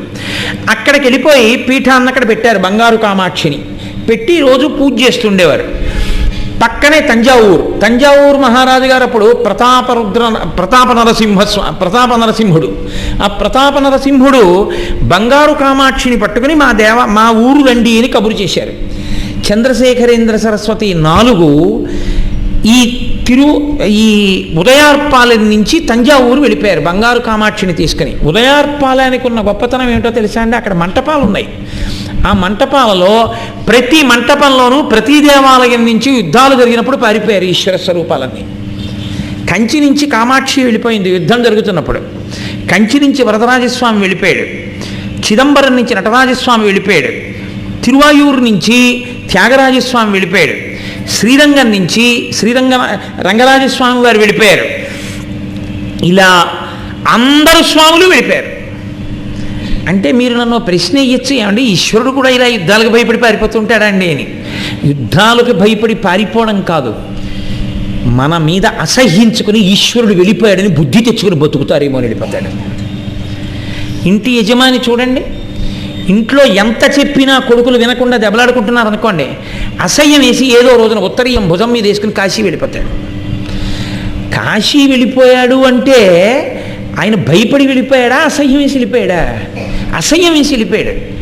అప్పుడు నాన్నగారేది అని కొడుకులు ఇద్దరు వెతుక్కుని మనం రోజు నాన్నగారు చెప్పినా వినకుండా దెబ్బలాడుకుంటే అసహ్యం వేసి నాన్నగారు వెళ్ళిపోయారని చెప్పి ఇద్దరు వెళ్ళి నాన్నగారి కాళ్ళ మీద పడి, నాన్నగారండి ఇంకెప్పుడు దెబ్బలాడుకొని రెండంటే నాన్నగారు వస్తారు. అలా అస్తమానం అదే పనిగా కొట్టుకుంటుంటే మనుష్య జాతి అసహ్యం వేసి ఈశ్వరుడు వెళ్ళిపోతూ ఉంటాడు. అందుకుని వరదరాజస్వామి వెళ్ళిపోయాడు, కామాక్షి వెళ్ళిపోయింది, నటరాజు వెళ్ళిపోయాడు, రంగరాజు వెళ్ళిపోయాడు, అందరూ వెళ్ళిపోయారు. వీళ్ళందరూ వెళ్ళిపోయి ఎక్కడున్నారంటే అది ఉదయార్పాలెం దేవాలయ మంటపాల్లో ఉండేవారు. ఒక్కొక్కళ్ళకు ఒక్కొక్క మంటపంలో ఉండేవారు. ఈ చంద్రశేఖరేంద్ర సరస్వతి 4 స్వామివారిని తంజావూరు మహారాజు గారు పిలిచాడు. ఆ ప్రతాప నరసింహుడు, అయ్యా బంగారు కామాక్షిని పట్టుకుని మా రాజ్యానికి రండని. ఈయన బంగారు కామాక్షిని పట్టుకుని అక్కడికి వెళ్ళారు. తంజావూరు దేవాలయంలో అమ్మవారిని పెట్టి రోజు పూజ చేస్తూ ఉండేవారు. కొన్నాళ్ళు అయిన తర్వాత చంద్రశేఖరేంద్ర సరస్వతి 4 అన్నారు, మేము ఇక్కడ ఉండం తంజావూరులో, మేము ఇక్కడి నుంచి బయలుదేరి కుంభకోణం వెళ్ళిపోతా ఉన్నారు. అందుకే కంచికామకోటి పీఠం చాలా కాలం కుంభకోణంలో ఉంది. కుంభకోణం ముఖ్య పట్టణంగా ఉండేది కామకోటి పీఠానికి. కుంభకోణం వెళ్ళిపోయారు. తంజావూరులో ఉండకుండా, ఉదయార్పాలెంలో ఉండకుండా కుంభకోణం ఎందుకు వెళ్ళిపోతున్నారు అని అడిగారు. అడిగితే ఆయన అన్నారు, కుంభకోణం దగ్గర కావేరీ నది ప్రవహిస్తోంది, మాకు నిత్య నదితో స్పర్శ ఉండాలి, అందుకని కావేరీ నది దగ్గరికి వెళ్ళిపోతున్నాం అన్నారు. అయితే మీరు ఒకటి ఆలోచించండి, నిజంగా కావేరీ నది ఒడ్డుకు వెళ్ళిపోవాలంటే అక్కడికే దగ్గరలో మాయావరం ఉంది. మాయావరం కావేరీ తులాస్నాన ఘట్టం ఉంది అక్కడ. పైగా తిరువయ్యూరు ఉంది, దాన్ని భూలోక కైలాసం అంటారు. తిరువయ్యూరు ఉంది, మాయావరం ఉంది, 2 ప్రదేశాలు కాకుండా కుంభకోణం వెళ్ళిపోయారు ఆయన. కుంభకోణం ఎందుకు వెళ్ళిపోయారో తెలుసా అండి? కుంభకోణానికి దగ్గరలో శివపేరూరు అనబడేటటువంటి ఒక ఊరుంది. పైగా అక్కడే సుబ్రహ్మణ్యేశ్వర స్వామి వారు, అక్కడే స్వామిమలైలో సుబ్రహ్మణ్యేశ్వర స్వామి వారు పరమశివుడికి జ్ఞానబోధ చేసినటువంటి స్వామిమలై దగ్గరగా ఉంది. ఆ శివపేరూరులో జ్ఞాన సంబంధరు, అప్పరు మొదలైనటువంటి మహాపురుషులందరూ కూడా వచ్చి అక్కడే కీర్తనం చేశారు. అంత గొప్ప దేవాలయానికి 5 క్రోశుల దూరంలోకి, పంచక్రోశంలోకి ఈ కుంభకోణం ఉంది. కుంభకోణం అంత గొప్ప క్షేత్రానికి పంచక్రోశంలో ఉంది కాబట్టి నేను అక్కడ ఉంటానని కుంభకోణం వెళ్ళిపోయారు చంద్రశేఖరేంద్ర సరస్వతి 4. పంచక్రోశము అన్న మాటకి శాస్త్రంలో అంత బలం ఉంది, అంత గొప్పతనం ఉంది. ఒక్కొక్క తేజోవంతమైన క్షేత్రానికి 5 క్రోశల దూరంలో, 5 క్రోశలు అంటే క్రోశ అంటే 2 1/4 మైళ్ళు అంటే 11 1/4 వస్తుందేమో అనుకుంటున్నాను. 11 1/4 మైళ్ళ దూరంలో, వ్యాసంలో ఎక్కడ ఉన్నా పంచక్రోశంలో ఉన్నారు అంటారు. అంటే ఆ క్షేత్రము యొక్క శక్తి ఇక్కడ పడుతూ ఉంటుంది. కాలడి అగ్రహారం త్రిశూర్కి పంచక్రోశంలో ఉంది కాబట్టి త్రిశూర్ పరమేశ్వర వైభవము పరిపూర్ణముగా ప్రకాశించినటువంటి ప్రదేశములలో ఒకటి కాలడి. అక్కడున్నాడు మహానుభావుడు విద్యాధిరాజు, ఆయన కొడుకు శివగురువు. ఇప్పుడు ఈ శివగురువు ఆర్యాంబ బిడ్డలు లేరు. బిడ్డలు లేకపోయినా అవైదిక ప్రచారం జరుగుతున్నా, అత్యంత ఆకర్షణీయంగా అవైదికమైనటువంటి ప్రచారాలు జరిగిపోతున్నా వాళ్ళు ఆకర్షితులు కాలేదు. వాళ్ళు వైదిక ధర్మాన్నే ఎంచుకున్నారు. చెక్కు చెదరని కుటుంబం, అంత భక్తి ప్రపత్తులు ఉన్నవాళ్ళు. వాళ్ళు త్రిశూర్ చేరుకుని మండల పర్యంతం భజన చేశారు. నిన్ననే మీతో మనవి చేశాను, భజన అన్న మాటకు అర్థం ఏమిటో. అక్కడే ఉండిపోయి సేవ చేయడం. 40 రోజులు భజన చేస్తే శివ సాక్షాత్కారం కలగలేదు వాళ్ళకి. అదే వాళ్ళిద్దరి కడుపునే పరమేశ్వరుడు పుట్టడానికి కారణం అది. ఆ దంపతుల్నే ఎందుకు ఎంచుకున్నాడు పరమేశ్వరుడు అంటే, ఇదిగో మనకందరికీ ఒక పాఠాన్ని నేర్పడానికి శంకరాచార్య స్వామి వారి అవతారం వాళ్ళిద్దరి కడుపునే పుట్టింది. 40 రోజులు అయిపోయిన తరువాత శివగురువు ఆర్యాంబతో అన్నాడు, 40 రోజులు దాటిపోయింది మండలం, ఇంత పూజ చేశాం, ఈశ్వరుడు అనుగ్రహించలేదు, కాబట్టి త్రిశూర్లో ఉండి ప్రయోజనం ఏమిటి, వెళ్ళిపోదాం, ఇక్కడ మనకి చేసిన దానికి ఫలితం కనపడలేదన్నాడు. ఆవిడేమందో తెలుసా అండి ఆర్యాంబ? ఆవిడంది, నో దేవతాను జడిమా మనుష్యే అంది. దేవతల అనుగ్రహం ఇక్కడ కలగలేదు కాబట్టి ఇక్కడ మనం ఏమైనా చేసినా ఉపయోగం కలగలేదనకో, చెయ్యవలసిన రీతిలో చెయ్యడంలో ఏదో పొరపాటు జరిగింది అనను. దేవతల తప్పు కాదు, మనదే ఏదో తప్పు ఉంది, అందుకే ఈశ్వర కృప కలగలేదు. కాబట్టి రెట్టించిన ఉత్సాహంతో మరింత విశ్వాసంతో ఈశ్వరుని ఆరాధించండి అంది ఆవిడ. దానికే శ్రద్ధ అని పేరు. భగవంతుని ఆరాధిస్తున్నప్పుడు వైక్లభ్యములు ఏర్పడవచ్చు, కానీ ఈశ్వరుడు ఉన్నాడని నమ్మి ఎవడు నిలబడతాడో వాడికే ఈశ్వరానుగ్రహం. ఈశ్వరుడి వరకు ఎందుకండి? మీరు ఎవరినో ఒక పెద్ద అధికారిని కలుసుకోవడానికి వెళ్ళి చిన్న కాగితం మీద పేరు రాసి లోపలికి పంపించారు. అధికారి వరకు ఎందుకండి? ఒక వైద్యుడు, ఆ వైద్యుడి దగ్గరే వైద్యం చేయించుకుందామని వెళ్ళారు, లోపల ఉన్నారు, బయట ఉన్న వాళ్ళ దగ్గర పేరు రాయించుకున్నారు.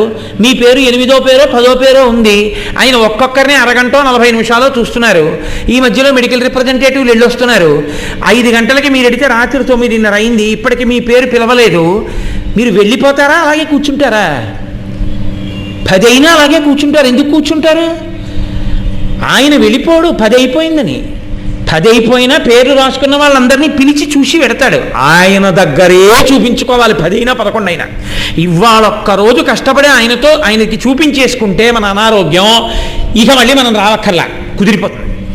ఈ విశ్వాసం మీకు ఉంటే కదా 11 వరకు కూర్చున్నారు. నేను వెళ్ళి కూర్చోగానే నన్ను పిలవలేదండి, ఏమిటంటే 2:30 గంటలు అయిపోయింది, 3 గంటలు అయిపోయింది, ఆఫీసులో కూడా నేను ఎప్పుడు ఇంతసేపు ఉండను, అలాంటిది ఇంతసేపు కూర్చోవడమా అని వెళ్ళిపోతున్నారా? వెళ్ళిపోవట్లేదే. ఒక డాక్టర్ మీదే మీకంత విశ్వాసం ఉంటే ఈశ్వరుడి మీద ఎందుకు ఉండకూడదు? ఈశ్వరుడి మీద మాత్రం ప్రతి చిన్న విషయానికి ఈశ్వరుడు అనుగ్రహించలేదని పక్కకెడతారా? అలా నిలబడగలగడమే శ్రద్ధ, అదే విశ్వాసము. అందుకే శంకరులు అంటారు, శాస్త్రస్య గురువాక్యస్య సత్యబుద్ధ్యావధారణ సా శ్రద్ధా కదితా సిద్ధి యయా వస్తూపలభ్యతే. గురువుగారు చెప్పిన మాట మీద నమ్మకం, శాస్త్రం మీద నమ్మకం, భగవంతుడి మీద నమ్మకం, దానికే శ్రద్ధ అని పేరు. ఈ శ్రద్ధ ఎవరికి ఉందో వాళ్ళకి ఈశ్వర కటాక్షము కలిగి తీరుతుంది. కళ్యాణీ గతమాదేయం లౌకికీ ప్రతిభాతిమా ఏతి జీవంతి ఆనందో నరంవర్ష శతాదపి అంటుంది సీతమ్మ.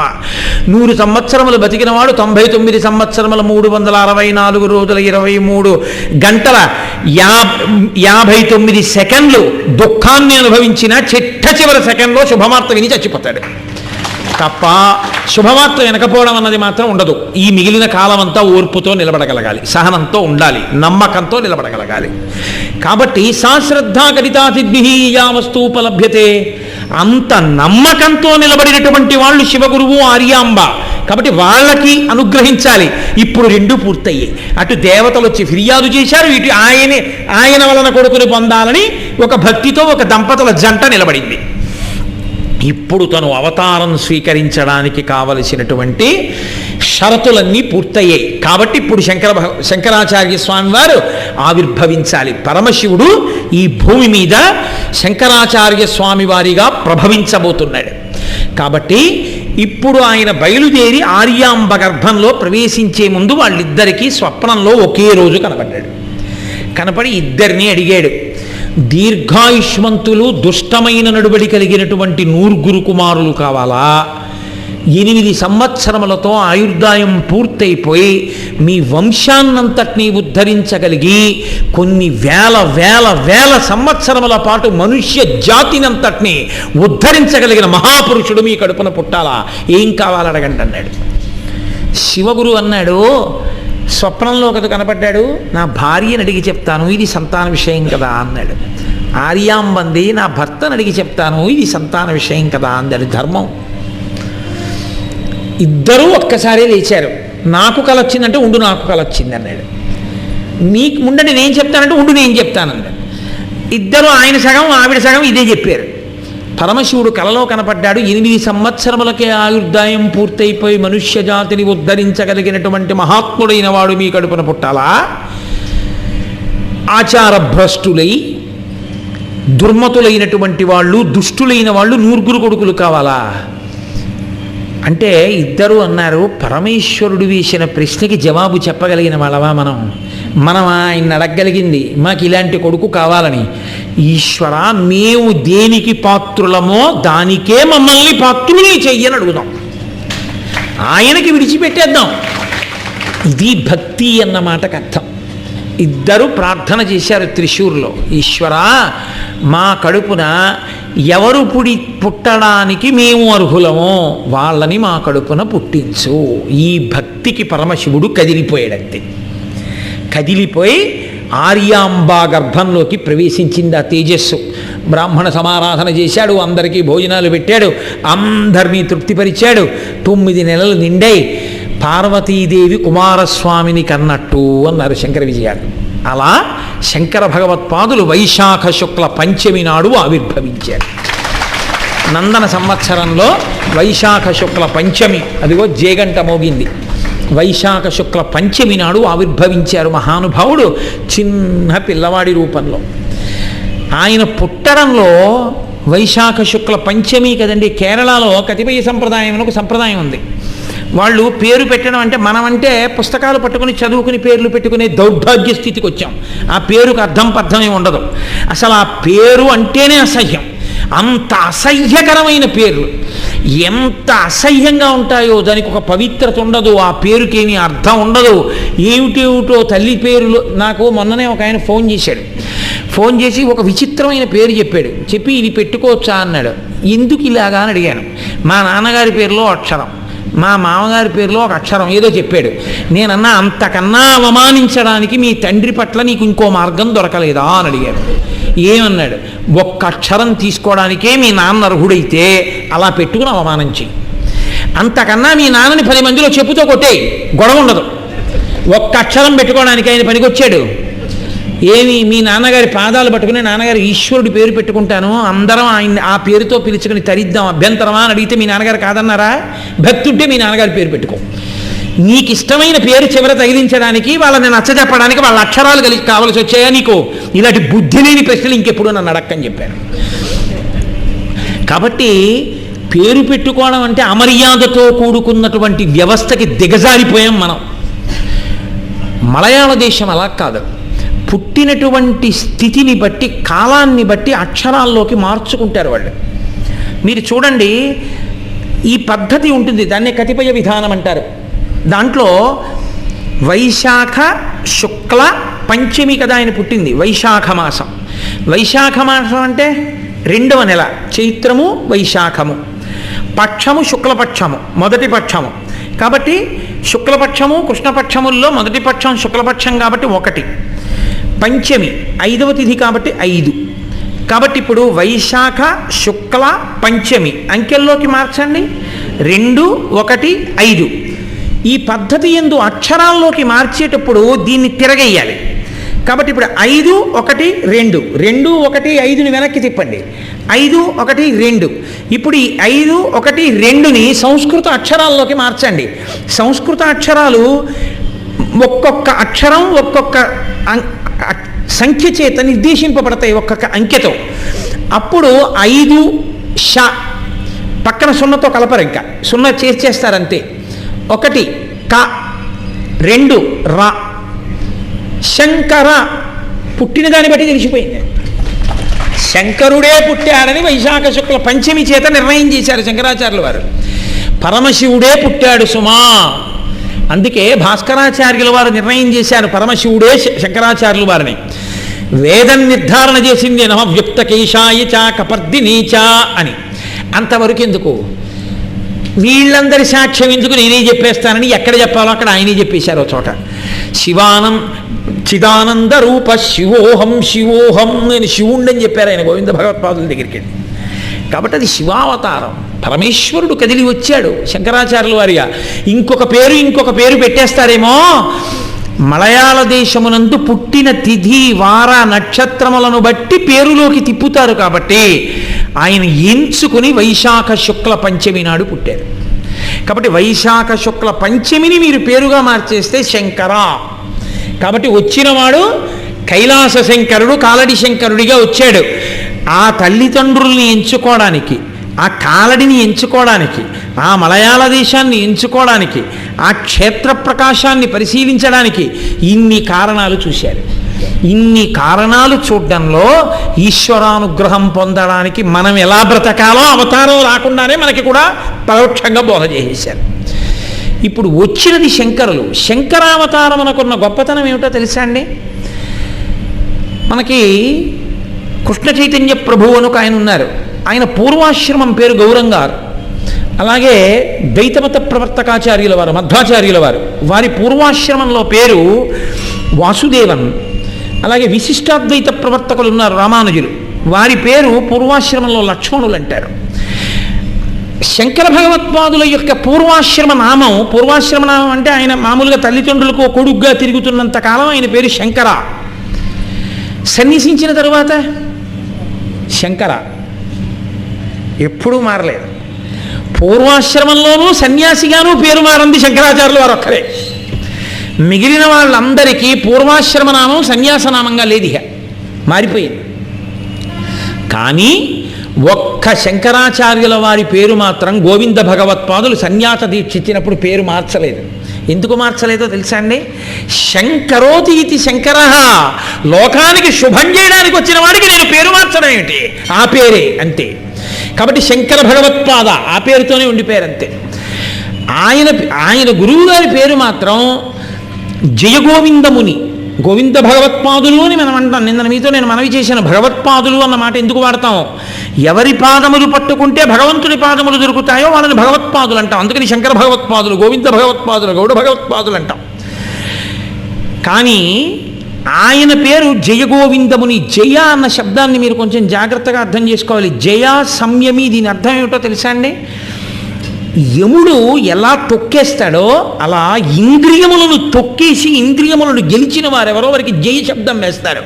అందుకే జయ జయ శంకర, హర హర శంకర, జయ జయ శంకర అన్నప్పుడు ఆయన జయం, ఆయన ఇంద్రియములను గెలిచారు. మనకి కూడా ఇంద్రియములను గెలిచి పరమేశ్వరుడి వైపుకు వెళ్ళగలిగిన శక్తిని అనుగ్రహిస్తారు. హర హర శంకర, పాపములను హరిస్తారు.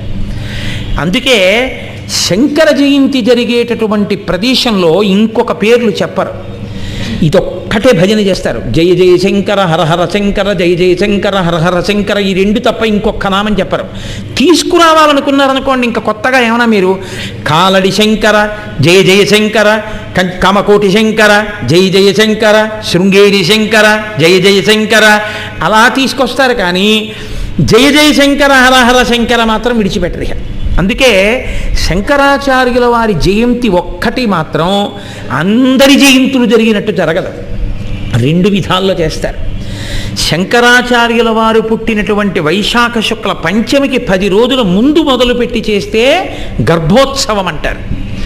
గర్భోత్సవము అంటే 10 రోజుల ముందు మొదలు పెట్టేశారు కాబట్టి ఒక్కొక్క రోజు ఒక్కొక్క నెలకి సమానం, 10 నెలలు పూర్తయినట్టు. పంచమికి 10 రోజుల ముందు మొదలు పెట్టాలి. మొదలుపెట్టి ప్రారంభం చేస్తే, అంటే వైశాఖ శుక్ల పంచమి అంటే చైత్రమాస కృష్ణపక్షంలో ప్రారంభమైపోతుంది. ప్రారంభమై 10 రోజుల పాటు ఉత్సవాన్ని చేసి వైశాఖ శుక్ల పంచమి నాడు పుణ్యాహవాచనం జరిగింది. శంకరాచార్యుల వారి యొక్క ఆ పుట్టుక చేత జాతాశౌచం కూడా తొలగిపోయింది అని జన్మోత్సవము అని చేస్తారు. ఇది ఒకెత్తు. 10 నెలలు అమ్మ కడుపులోంచి వచ్చినంత వరకు. రెండవది ఒకటి ఉంటుంది, అది పుట్టినరోజు వరకే. జాతాశౌచము తీరేటటువంటి స్థితి కాదు, పుట్టినరోజు వరకు మాత్రమే వస్తుంది. 10 రోజులు 10 నెలల లెక్కలోకి.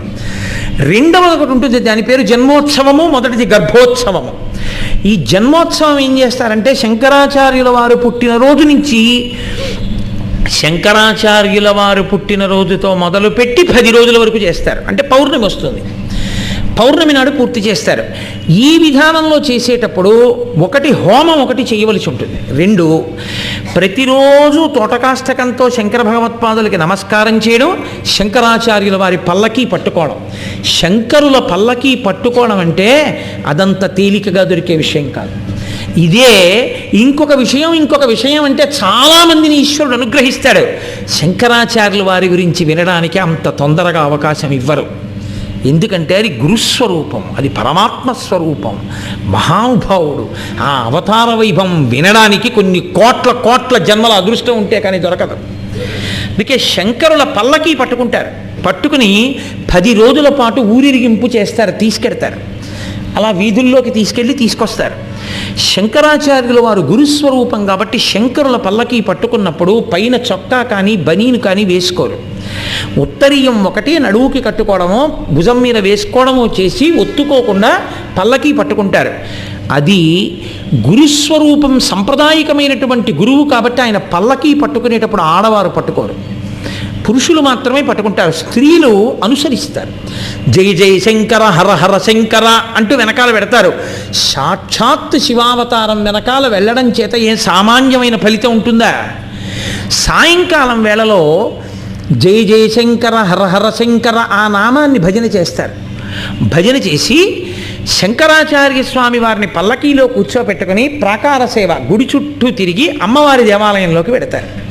శంకరాచార్యుల వారి పల్లకీని అమ్మవారి ఎదురుగుండా కూర్చోపెట్టి ప్రతిరోజు సౌందర్యలహరిలోంచి 10 శ్లోకాలు చదువుతారు.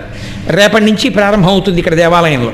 ఉపన్యాసం తర్వాత రోజు సాయంకాలం వేళలో మనం శంకరాచార్య స్వామి వారిని తీసుకెళ్ళి అమ్మవారి ఎదురుగుండా కూర్చోబెట్టి సౌందర్యలహరిలోంచి 10 శ్లోకాలు చదవడం మొదలు పెడతాం. పౌర్ణమి నాటికి శంకర భగవత్పాదుల్ని అమ్మవారి పక్కకి చేరుస్తారు. ఎందుకంటే శివా ఇద్దరు కలిసిన స్వరూపం, కదలిక చేత శివ, జ్ఞానము చేత శివస్వరూపము కనుక అమ్మవారి పక్కకి చేర్చి చిట్ట చివరి ప్రదీపజ్వాలాభి శ్లోకం వరకు 100 శ్లోకాలు పూర్తి చేసి శంకరాచార్య స్వామి వారికి పూజ చేస్తారు. రేపు జయంతి కాబట్టి శంకరులకి అభిషేకం తర్వాత 108 నామములతో పూజ చేస్తారు. 108 నామములు శంకరాచార్యుల వారి ఉన్నాయి. రేపు మనందరం ఆ నామములతో శంకరాచార్య స్వామి వారి దేవాలయంలో పూజ చేస్తాం. ఒక్కొక్క నామం చెప్తుంటారు, మిగిలిన వాళ్ళందరూ చక్కగా శంకరాచార్య స్వామినే నమః అంటూ ఉంటారు, ఆయనకి పూజ చేస్తారు. అయితే లోకంలో ఎవరికి పూజ చేసినా 108 నామాలతోనే చేస్తారు.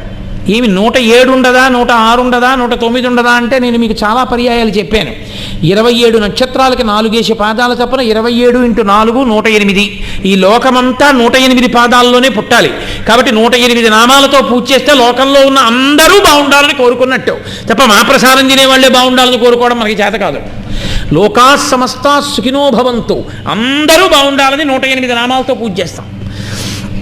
కానీ శంకరాచార్యుల వారి దగ్గరికి వచ్చేటప్పటికి మాత్రం 108 నామాలతో చెయ్యకూడదు. 108 నామములు చెప్పి 8 పరమశివ నామములు చెప్తారు. భవాని తమేని తరాం అని తోటకాచార్యుల వారు చెప్పారు కదా. భవా లోకములను పుట్టించేటటువంటి వాడు, నిలబెట్టేటటువంటి పరమశివుడే స్వామి మీరై ఉన్నారు గురు సార్వభౌమ అన్నారు తోటకాచార్యుల వారు. కాబట్టి శివుని యొక్క 8 నామములు చెప్తారు. ఆ 8 నామములకు ఒక విచిత్రం ఉంది. ఆ 8 నామములు ఏమిటో తెలుసా అండి? అవి పెట్టి శివుణ్ణి పూజ చేయొచ్చు, అవి పెట్టి అమ్మవారిని పూజ చేయొచ్చు, అవి పెట్టి విఘ్నేశ్వరుణ్ణి కుమారస్వామిని పూజ చేసేయచ్చు. అవే భవాయ దేవాయ నమః, శర్వాయ దేవాయ నమః, ఈశానాయ దేవాయ నమః, పశుపతయే దేవాయ నమః, రుద్రాయ దేవాయ నమః, ఉగ్రాయ దేవాయ నమః, భీమాయ దేవాయ నమః, మహతే దేవాయ నమః. 8. అవి 8 అష్టమూర్తి తత్వంగా భోరంభంచలలో నిలోంబర మహార్నాదో హిమాంశు పుమాన్ ఇత్యాభాతి చరాచరాత్మక విధం యస్యైవ మూర్త్యస్తకం నంజక్కించన విద్యతే విమృశతాం యస్మాత్ పరస్మాత్ విభో తస్మై శ్రీ గురుమూర్తయే నమగిదం శ్రీ దక్షిణామూర్తయే అంటారు శంకర భగవత్పాదులు దక్షిణామూర్తి స్తోత్రంలో. ఆయనే కంచిలో పృథివీ స్వరూపంగా, జంబుకేశ్వరంలో జలలింగంగా, అరుణాచలంలో అగ్నిలింగంగా, చిదంబరంలో ఆకాశలింగంగా, శ్రీకాళహస్తిలో వాయులింగంగా, కోణార్కలో సూర్యలింగంగా, సీతాకుండంలో చంద్రలింగంగా, కోణార్కలో యజమానలింగంగా 8 రూపాలతో ఉంటాడు. ఆ పరమేశ్వరుడే 8 రూపాలతో ఉన్నాడు. కాబట్టి అష్టమూర్తి తత్వంలో ఆ పరమేశ్వరుడు 8 నామములతో పిలవబడినటువంటి వాడు శంకరాచార్యుల వారిగా ఈ భూమి మీద తిరిగారని 108 నామాలతో శంకరాచార్యుల వారిని పూజించి గురువు గారికి కట్నం ఇవ్వడం అంటే ఆంధ్రదేశంలో సాధారణంగా 116 కట్నం ఇచ్చారండి అంటారు. చివరి 16 పెడతారు తప్ప 108 ఇవ్వరు ఎవరు. అందుకని గురువు గారికి కట్నం ఇవ్వడం అంటే శంకరాచార్యుల వారు ఏం పుచ్చుకుంటారు? శంకరాచార్యుల వారు రూపాయలు ఇచ్చుకుంటారా? మహానుభావుడు నకర్మణాన ప్రజయాధనీన త్యాగే నైకే అమృతత్వ మానసో పరేణ నాకం విహితం గుహాయాం విభ్రాజతే తద్య తజో విశంతి అంటుంది ఉపనిషత్తు. అటువంటి ఆయనకి ఎందుకు రూపాయలు, ఆయనే మీకు ఇస్తారు కనకధార. అటువంటి మహానుభావుడు. కాబట్టి ఆయనకి కట్నం అంటే శివనామములు 8, శంకరాచార్య స్వామి నామములు 108 కలిపి 116 నామములతో పూజ చేస్తారు. అదే ఆయనకి ఇచ్చే కట్నం. కాబట్టి రేపు మనం ఆ 116 నామములతో శంకరాచార్య స్వామిని పూజిస్తాం. మీతో చెప్పే కదూ, రేపు శంకరుల పల్లకి పట్టకపోయినా, శంకరుల నామము చెప్పకపోయినా అంతకన్నా కృతజ్ఞుడు లోకంలో ఇంకోళ్ళు లేడు. ఆయన లేనినాడు సనాతన ధర్మమే లేదు. అసలు నిజంగా చెప్పాలంటే వేదం చదువుకున్న వాళ్ళు, స్మార్థం చదువుకున్న వాళ్ళు రేపు అన్ని పనులు మానేసి పల్లకి ముందు నడవాలి. మన కృతజ్ఞత అంటే ఏమిటంటే ఒక్కడు రాకపోవడం. అసలు నిజానికి శంకరాచార్య స్వామి వారి పల్లకి వెడుతుంటే ముందు వేదం చదువుకుంటూ వెళ్ళాలి అందరూ. మనం పరమభక్తితో రేపు పల్లకి పట్టుకుందాం. జై జై శంకర, హరహర శంకర నామం చెప్పుకుంటూ స్వామిని ఊరిరిగింపు చేద్దాం. ఎండలు విపరీతంగా ఉన్నాయి కాబట్టి కాళ్ళు కాలిపోకుండా గురువుగారి పల్లకి చెప్పులతో పట్టుకోం కాబట్టి ప్రాతకాలంలో 6 అయ్యేటప్పటికి బాలా త్రిపుర సుందరమ్మ వారి గుళ్ళోంచి బయటికి వచ్చేస్తుంది పల్లకి. మళ్ళీ 6:45 అయ్యేటప్పటికి లోపలికి వచ్చేస్తుంది. కాబట్టి అందరూ 6 అయ్యేటప్పటికి వచ్చేసేయండి. మీతో మళ్ళీ మనవి చేస్తున్న వైదిక సంప్రదాయం నిలబెట్టడానికి వచ్చినటువంటి అవతారం కాబట్టి చక్కగా మగవారు పంచె కట్టుకోండి, రాకపోతే కనీసం లుంగి కట్టుకోండి. అవి గళ్ళు గిళ్ళు వద్దు, తెల్లటి పంచె కట్టుకుని ఉత్తరీయం వేసుకుని రండి. అక్కడికి వచ్చి చొక్కా తీసేయండి, కాసేపు పల్లకి పట్టుకున్నంతసేపు అభిషేకం తర్వాత నామం చెప్పి అర్చన చేసి పూజ చేసుకుని చక్కగా ప్రసాదం తీసుకుని వెళ్ళిపోదాం. మళ్ళీ సాయంకాలం ప్రవచనం అయిన తర్వాత స్వామి పల్లకీతో కలిసి వెళ్ళి కామాక్షి అమ్మ ముందు సౌందర్యలహరిలో శ్లోకాలు చదువుతూ ఆ పూజ చేద్దాం. కాబట్టి అది శంకరాచార్య స్వామి వారి యొక్క జనన తిథి చేసేటటువంటి 2 విధానములు. కాబట్టి ఆయనకి 2 రకాలుగా చేస్తారు శంకర జయంతి ఉత్సవాన్ని. అటువంటి శంకర భగవత్పాదులు వైశాఖ శుక్ల పంచమి వైశాఖ మాసంలో పుట్టారు. ఏమి వైశాఖ మాసమే ఎందుకు ఎంచుకోవాలి అసలైన? మళ్ళీ పుట్టినప్పుడు అంటే వైశాఖ మాసమునకు ఒక ప్రత్యేకత ఉంది. దాని పేరే వైశాఖ. వైశాఖ అంటే కొమ్మలు లేనిది అని, శాఖ అంటే కొమ్మలు. వైశాఖ కొమ్మలు లేనిది. కొమ్మలు లేనిది ఏది? చెట్టు కానిది. కాబట్టి తీగగా ఉన్నది. వైశాఖ మాసంలో బాగా వచ్చేవి మల్లెపూలు. బాగా వచ్చేవి మల్లెపూలు. ఆయన వైశాఖ తీగ. ఈ కాలంలో బాగా పువ్వులతో ఉండే తీగేది మల్లెతీగ. మల్లెతీగకే మాధవి అని పేరు మల్లె పువ్వుకి. ఆ మాసమునకు మాధవ మాసము అని పేరు. చైత్రమాసానికి మధుమాసం అని పేరు, వైశాఖ మాసానికి మాధవ మాసం అని పేరు. ఆ పేరే మాధవ మాసం. మాధవ మాసంలో ఉన్నటువంటి వైశాఖము తీగ మాధవీలత. మాధవీలత అంటే మల్లెతీగ. వైశాఖ మాసమే మల్లెతీగ. కాబట్టి ఆ మాధవీలత మల్లెపూలు పూస్తుంది. మల్లెపువ్వు అన్ని పువ్వుల్లా పొద్దున్న విచ్చుకోదు, సాయంకాలం విచ్చుకుంటుంది. దానికి అదో విచిత్రమైనటువంటి లక్షణం. అందుకే శంకరాచార్యులు వారి శివానందలహరి చేస్తూ మల్లె పువ్వుకి పైకి చెప్తూ లోపల శివుణ్ణి చెప్తూ సంధ్యారంభ విజృంభితం శృతిశిరస్థానాంతరాధిష్ఠితం సప్రేమ భ్రమరాభిరామమసకృత్సద్వాసనాశోభితం భోగీంద్రాభరణం సమస్త సుమన పూజ్యం గుణావిష్కృతం సేవే శ్రీగిరిమల్లికార్జున మహాలింగం శివాలింగితం అన్నారు. కాబట్టి అది సంధ్యారంభ విజృంభితం. సంధ్యాకాలంలో విజృంభిస్తుందంటే విచ్చుకుంటుంది. సంధ్యాకాలంలో విచ్చుకోవడం అంటే ఏమిటో తెలుసా అండి? సంధ్య అంటే రెండిటి మధ్యది, 2 ఆలోచనల మధ్యలో నిశ్శబ్దం. ఉపన్యాసానికి మాటకి వాక్యానికి మధ్యలో ఊపిరి తీసేటప్పుడు నిశ్శబ్దం. ఎక్కడ ఏ కదలికలు లేని నిశ్శబ్దం ఉందో ఆ సంధ్యయే ఈశ్వరుడు. కాబట్టి ఆ సంధ్య యందు ఆయన విజృంభిస్తాడు. శివుడు సంధ్యాకాలంలో నర్తనం అంటే అది దాని అర్థం. అంటే సంధ్యారంభ విజృంభితం. మల్లెపువ్వు అలా సాయంకాలం ఇచ్చుకుంటుంది, అందుకే అది శివస్వరూపం. అటువంటి మల్లెపువ్వుకి 4 లక్షణాలు ఉంటాయి. తెల్లనితనము, గొప్ప సువాసన, చక్కటి తేనె, చల్లతనము, 4 ఉంటాయి. అందుకే మీరు చూడండి ఎంత తెల్లగా ఉంటుందో. శంకర భగవత్పాదులు కూడా అంత శుద్ధ సత్వస్వరూపులు. అందుకని వైశాఖము మాధవీలత శంకర భగవత్పాదులు. మల్లె పువ్వు పుట్టిన కాలంలో మాధవీలత వైశాఖం మారిస్తే మల్లెపువ్వు ఎంత తెల్లగా ఉంటుందో అంత శుద్ధ సత్వస్వరూపుడైనటువంటి స్థితిలో ఉన్నవారు శంకరాచార్యుల వారు. మల్లె పువ్వులోని తేనె కాదు. కంచికామకోటి పీఠ బిరుదావళిలో ఒక మాట ఉంటుంది, సరస్వతీదేవి కొప్పులో తురుముకున్నటువంటి మల్లెపూలలో ఉన్నటువంటి తేనె కన్నా తీయగా ఉంటుంది శంకరాచార్యుల వారి మాట. అంత తీయని మాట ఆయన మాట. ఎంత గొప్పగా ఉంటాయో ఆయన శ్లోకాలు, ఆయన మాటలు. ఎంత అసలు నిజంగా ఒక్కొక్క శ్లోకం చదువుతుంటే అబ్బా, ఇది శంకరులు తప్ప ఎవరు రచన చేయగలరా అనిపిస్తుంది. శివానందలహరి, సౌందర్యలహరి, భజగోవిందం, అసలు నిజంగా షట్పది ఎటువంటి ప్రయోగాలు చేశారో, ఎన్ని భుజంగాలు ఇచ్చారో మహానుభావుడు. అంతటి గొప్ప రచయిత. ఆయన లాంటి కవి లోకంలో లేడు. కేవలము ఏదో గొప్పగా మాట్లాడడం కాదు, హరినామస్తుతి చేయు కావ్యము సువర్ణాంభోజి హంసావళీసురజిభ్రాజితమై మానస సరస్ఫూర్తిన్ వెలుంగొందు. హరినామస్తుతి లేని కావ్యము విచిత్రార్థాన్వితం వయ్యు శ్రీకరమయ్యుండద యోగ్య దుర్మదనత్కాకూల కర్తాకృతిని అంటారు పోతన గారు భాగవతంలో. ఏదో అందంగా కవిత్వం 4 మాటలు పేరు చేసి చెప్పేశామంటే సరిపోదు, అందులో భగవత్తత్వం ఉండాలి, 10 మందిని ఉద్ధరించేదై ఉండాలి. తేనె వేడి చేస్తే చలవ చేస్తుంది, చలవ చేస్తే వేడి చేస్తుంది. తేనెకి ఆరోగ్యాన్ని పరిపుష్టం చెయ్యగలిగిన లక్షణం ఉంది, కపవాత పైత్యములను పోగొడుతుంది. తేనె ఎంత మధురంగా ఉంటుందో, నాలుక మీద వేసుకుంటే చప్పరించబుద్ధేస్తుందో, శంకరాచార్యుల వారి యొక్క శ్లోకాలు, శంకరాచార్యుల వారి మాటలు అలా ఉంటాయి. కాబట్టి మల్లెపువ్వు పుట్టిన వైశాఖం మాధవీలత అయితే శంకర భగవత్పాదులు అంతే. శుద్ధసత్వంగా తెల్లటి మల్లెపువ్వులో ఉన్న తేనెంత తీయటి వాక్కు, మల్లెపువ్వుకి ఎంత చల్లతనమో శంకరుల గురించి చెప్పుకున్న చోట అంత చల్లతనం. ఇదే ఇంతసేపు మీరు వెళ్ళి ఓ సినిమా హాల్లో కూర్చున్నారనుకోండి, మధ్యలో ఉద్రేకపడిపోవాలి, కోపం చేయాలి, కళ్ళు తుడి చేసుకోవాలి, నానా అల్లరి పడిపోవాలి. అదే శంకరాచార్యుల వారి గురించి చెప్పుకుంటూ కూర్చున్న చోట వైదిక ధర్మం మీద అనురక్తి కలుగుతుంది, మనస్సు శాంతి పొందుతుంది.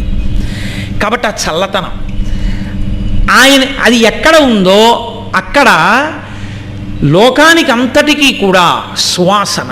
అంటే శంకరుల గురించి చెప్తూ ఉంటే అబ్బా అబ్బా అనిపిస్తుంది. చూడండి, మీరు మరోలా అనుకోను అంటే నేను ఒక్క మాట చెప్తాను, అది విన్న తర్వాత మీరు మరోలా అనుకోకూడదు. నేను ఈ వేసవి కాలంలో, పూర్వకాలంలో ఒకనకొకప్పుడు ప్రతిరోజు జనరల్ కంపార్ట్మెంట్ ఎక్కి వెళ్ళవలసి వచ్చేది.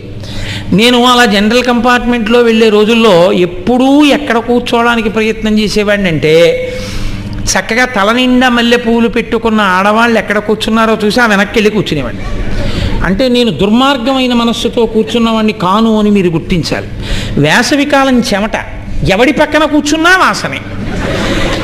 అంత చక్కగా కామాక్షి స్వరూపంలా నన్ను కన్న తల్లి మా అమ్మలా కొప్పు నిండా మల్లెపూలు పెట్టుకు కూర్చున్న తల్లి వెనక కూర్చుంటే, ఆ తల్లి కామాక్షి అమ్మవారి శిగలోని పూల వాసన తగిలినట్టు ఆ రైల్లోంచి ఆ వాసన తగులుతుంటే, అదిగో కామాక్షి సరస్వతీదేవి కొప్పులో తురమబడినటువంటి మల్లెపూలలోని మకరందం యొక్క రుచి ఎలా ఉంటుందో అటువంటి మాటలు శంకరులకున్నట్టు సేద తీరవచ్చు అని.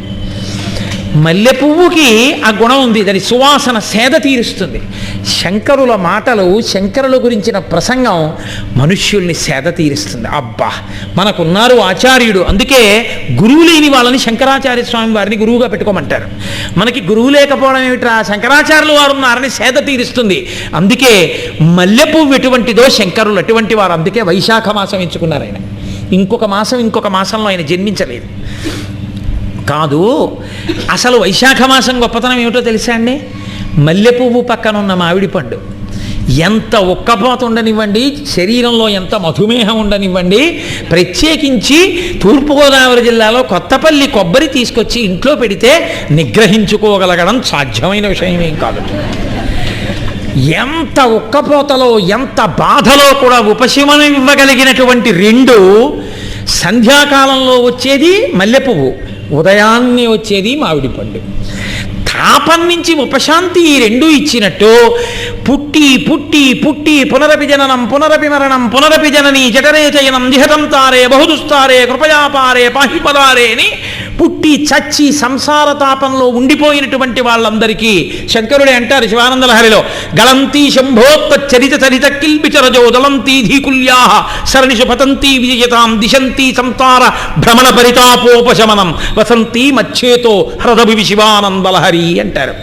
ఆ సంసార భ్రమణ పరితాపోపశమనం ఇవ్వగలిగినటువంటి మధురమైన మాటలున్నటువంటి మామిడి పండు, సువాసనున్న మల్లె పువ్వు, ఈ రెండు ఎలా ఉపశాంతినిస్తాయో వేసవి కాలంలో, అలా సంసార తాపము నుంచి ఉపశాంతినివ్వగలిగినటువంటి మామిడి పండు తీయతనం, మల్లెపూల సౌరభం ఉన్న మాటలున్న జగదాచార్యుడిగా వచ్చినటువంటి మహాపురుషుడు శంకర భగవత్పాదులు. ఆయన రాకపోతే వైశాఖంలో ఎవరు వస్తారు? అందుకే చైత్రమాసంలో రామచంద్రమూర్తి వచ్చారు, వైశాఖ మాసంలో శంకర భగవత్పాదులు వచ్చారు. ఒకటి మధుమాసం, ఒకటి మాధవ మాసం. కాబట్టి అంత గొప్ప స్థితి. పద్మపాదాచార్యుల వారు ఒక మాట అన్నారు. ఆ శంకరాచార్య స్వామి వారి అవతారాన్ని స్తోత్రం చేస్తూ, శంకర మీరు అపూర్వ శంకర అన్నారు. ఇదేమి మాట? అపూర్వ శంకర అని మీరు ఎక్కడైనా విన్నారా? శంకరాచార్యుల వారిని ఆయన స్తోత్రం చేస్తూ ఉన్నారు. నమామ్యభోగి పరివార సంపదం అని మొదలుపెట్టారు. నమః గురువుగారు కదా, గురువుగారు అనేటప్పటికి ఉండే మొదటి లక్షణం ఏమిటంటే, గురువుగారు అనేటప్పటికీ లేచి నిలబడి నమస్కారం చేస్తాం. అంటే గురువుకి అంతకన్నా ఏమి ఇస్తారు మీరు? గురువుకి ఇవ్వడానికి ఆయన ఏమైనా కోరుకుంటే కదా, కోరుకుంటే గురువు అవడం. ఏ కోరిక లేదు కాబట్టే గురువుగారు అయ్యాడు. ఆయన తనలో తాను రమిస్తూ ఉండేటటువంటి స్వరూపం ఉన్నవాడు. అటువంటి మహానుభావుడు నడిచి వస్తుంటే ముగ్గురు మూర్తులు పరబ్రహ్మస్వరూపంతో నడిచి వస్తున్నట్టు. గురు బ్రహ్మ, గురు విష్ణు, గురుదేవో మహేశ్వర, గురు సాక్షాత్ పరబ్రహ్మ, తస్మై శ్రీ గురవే నమః. ఆ గురువు కనపడగానే చేయవలసింది నమస్కారం ఒకటే. అందుకే నాకు భగవంతుణ్ణి తెచ్చిపెట్టావయ్యా అంటుంది రుక్మిణీదేవి.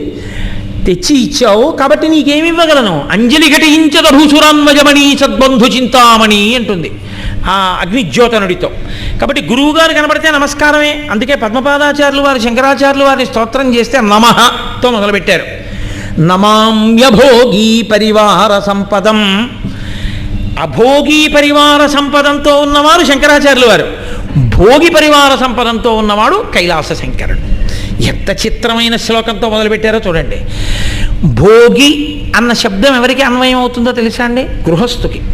ఎందుకంటే గృహస్థు ఉన్నాడు అనుకోండి, ఓ మంచం ఉంటుంది, ఓ మంచం ఉంటే ఓ పరుపు ఉంటుంది, పరుపు ఉంటే దాని మీద దుప్పటి ఉంటుంది, దానికి 2 తలగడాలు ఉంటాయి, ఆ పక్కన భార్య ఉంటుంది, కొడుకులు ఉంటారు, కూతుళ్ళు ఉంటారు, అల్లుళ్ళు ఉంటారు, కోడళ్ళు ఉంటారు, పప్పుల డబ్బాలు ఉంటాయి, బూందీ లడ్డూలు ఉంటాయి, బిస్కెట్ల ప్యాకెట్లు ఉంటాయి, ఇంట్లో పైన ఫ్యాన్ ఉంటుంది, మెత్తగా కూర్చోవడానికి సోఫా ఉంటుంది. కాబట్టి భోగి. ఎక్కడ ఇలా కూర్చుందామన్నా సుఖంగా ఉంటుందనుకున్నవన్నీ ఏరి తెచ్చి పెడతాడు. దీనికన్నా బాగా ఇది ఉంటుందా అన్నవన్నీ తెచ్చి పెట్టి తన శక్తి కొలది కూర్చుంటే మెత్తగా ఉంది, కొన్నాళ్ళు అయిన తర్వాత కొంచెం పరిపుష్టమైంది ఆర్థిక శక్తి, ఇది అమ్మి ఇంకోటి తెస్తాడు. ఏదో టీవీ ఇప్పుడు పనికిరాదు, కొంచెం డబ్బులు వచ్చాయి ఏదైనా తీసి ఇంకోటి తెస్తాడు. అది ఇప్పుడు పాపం ఏం చూపించకపోవట్లేదు, చూపిస్తుంది, అయినా తీసేస్తాడు. ఎందుకంటే భోగి. సంసారమునందున్నవాడు భోగి. అందుకే ఇంటికి బయటే ఓ తాళం కప్పు ఉంటుంది, తాను వెళ్ళిపోతే ఇక తాను లోపల ఉన్నది ఇంకోటి అనుభవించకూడదు. కాబట్టి భోగి అంటే గృహస్థు, అభోగి అంటే సంసారమునందు లేనివాడు. తన చెయ్యి తలగడ, ఎక్కడ తిరిగితే అక్కడ, ఆకలేస్తే భవతి భిక్షాం దేహి, చేతిలో ఒక మండలం సత్యదండం. అపూర్వ శంకర, ఇత పూర్వం వరకు నువ్వు అమ్మవారితో కలిసి మొట్టమొదటి గృహస్థుగా ఉన్నావు. నిత్యాయ త్రిగుణాత్మనే పురజితే కాత్యాయ నీశ్రేయసే సత్యాయ అద్య కుటుంబినే అంటారు శంకరాచార్యులు వారు శివానందలహరిలో. అద్య కుటుంబినే, మొట్టమొదటి దంపతులు వాళ్ళిద్దరే, పార్వతీ పరమేశ్వరులు. కాబట్టి కైలాసంలో ఆయన భోగి. భార్య ఉంటుంది, కొడుకు వినాయకుడు ఉంటాడు, సుబ్రహ్మణ్యుడు ఇంకో కొడుకు ఉంటాడు, బోళ్ళంతమంది ప్రమదగణాలు ఉంటారు, చుట్టూ వాళ్ళందరూ సేవిస్తూ ఉంటారు. ఆ మధ్యలో అమ్మవారు చక్కగా అన్నపూర్ణ మంచి పాయసాలు అన్నీ వండుతుంటుంది. ఏమండి తింటూ ఉండండి అంటుంది, చక్కగా తింటూ ఉంటాడు. మిగిలినటువంటి పదార్థాన్ని చండీశ్వరుడు వచ్చి తీసుకుంటూ ఉంటాడు. కాళ్ళు పట్టే వాళ్ళు ఉంటారు, వచ్చేస్తున్నారు పరమశివుడు సభలోకి అని ప్రకటించే వాళ్ళు ఉంటారు. అమ్మవారు వచ్చి కాళ్ళకి నమస్కారం పెడుతుంది. ఆ శంకరుడు ఈ శంకరుడిగా వస్తే నమామ్యభోగి పరివార సంపదం. అభోగి పరివార సంపద ఇక్కడ, భోగి పరివార సంపద అక్కడ. అక్కడో భార్య బిడ్డలు ప్రమదగణాలు. ఇక్కడో అభోగి పరివార సంపద. ఈయన సన్యాసి, ఈయన చుట్టూ 6,000 మంది సన్యాసులు ఉండేవారట శంకర విజయం జరిగితే. అభోగి పరివార సంపద. ఈయన ఎక్కడో వెడుతూ పడుకుంటారు, వాళ్ళు పడుకుంటారు. ఆకలేస్తే 6,001 మంది భవతి భిక్షాం దేహి అంటే ఎవరన్నా పెడితే తింటారు. రుచితో సంబంధం ఏమి ఉండదు. క్యాబేజీ తుక్కంతా అలా ఉన్నది తీసుకెళ్ళి వేసేసినా తినేసి ఆయుష్యమస్తూ వెళ్ళిపోతారు అంతే. అంతేగాని ఇది రుచి లేదని ఏమి అనరు. కాబట్టి ఇక్కడ ఏమైనా భోగం ఉందా? ఏం భోగం లేదు. అక్కడ ఉన్న పరివారం అంతా భోగి పరివారమే కాదు. రెండో అర్థం ఏమిటో తెలుసా అండి? నమామ్యభోగి పరివార సంపదం. భోగి అంటే పాము. అక్కడ ఉన్నప్పుడు ఆయన ఏం చేస్తాడంటే, లోకంలో సంపద అన్న మాటకి ఒక చమత్కారమైన అర్థం ఉంది. మెడలో పూలదండ. మెడలో పూలదండతో ఉండడం పురుషుడికి గొప్ప సంపద. అందుకే ఏదో ఉపన్యాసానికి వస్తే పూలదండ వేయడం కాదు, ఎవరి డబ్బులతో వాళ్ళు పూలదండ కొనుక్కుని రోజు ఇంట్లో వేసుకుని తిరగాలి. యథార్థం అండి. నేను తిరిగి చెప్తున్నాను అనుకోండి, రామాయణం బాలకాండలో వాల్మీకి మహర్షి చెప్తారు, అక్కడ ఉన్నటువంటి వాళ్ళు మంచి సంప్రదాయ నిష్ఠాగరిష్ఠులని గుర్తు ఏంటంటే ఎప్పుడూ పూలదండ వేసుకుంటారు. అసలు నిజానికి పురుషుడికి ఎప్పుడు ఉండనిది దువ్వెన్న. ఎందుకనంటే పాపిడి తీసుకుని ఆయన దువ్వుకోవాల్సిన అవసరం ఏముంటుంది? శిఖతో ఉంటాడు, బోడిగుండితో ఉంటాడు. అందుకని ఆయన ఎప్పుడు పాపడ తీసుకోడు కాబట్టి దువ్వెన్న ఉండదు. ఆయనకి ఎప్పుడూ ఉండనిది ఏమిటో తెలుసా అండి? ఇంకోటి చొక్కా బనీను ఉండవు. అందుకే మీరు పూర్వస్వరూపాలు చూడండి, ఉత్తరీయాలు వేసుకు తిరుగుతుంటారు, చక్క మణిహారాలు అవన్నీ వేసుకు తిరుగుతుంటారు, పూలదండ వేసుకు తిరుగుతుంటారు. కాబట్టి నా కుండలి, నా ముకుటి, నా స్రగ్వి, నాల్పభోగవాన్ అంటారు వాల్మీకి మహర్షి. పూలదండ లేనివాడు లేడు అయోధ్యలో అని.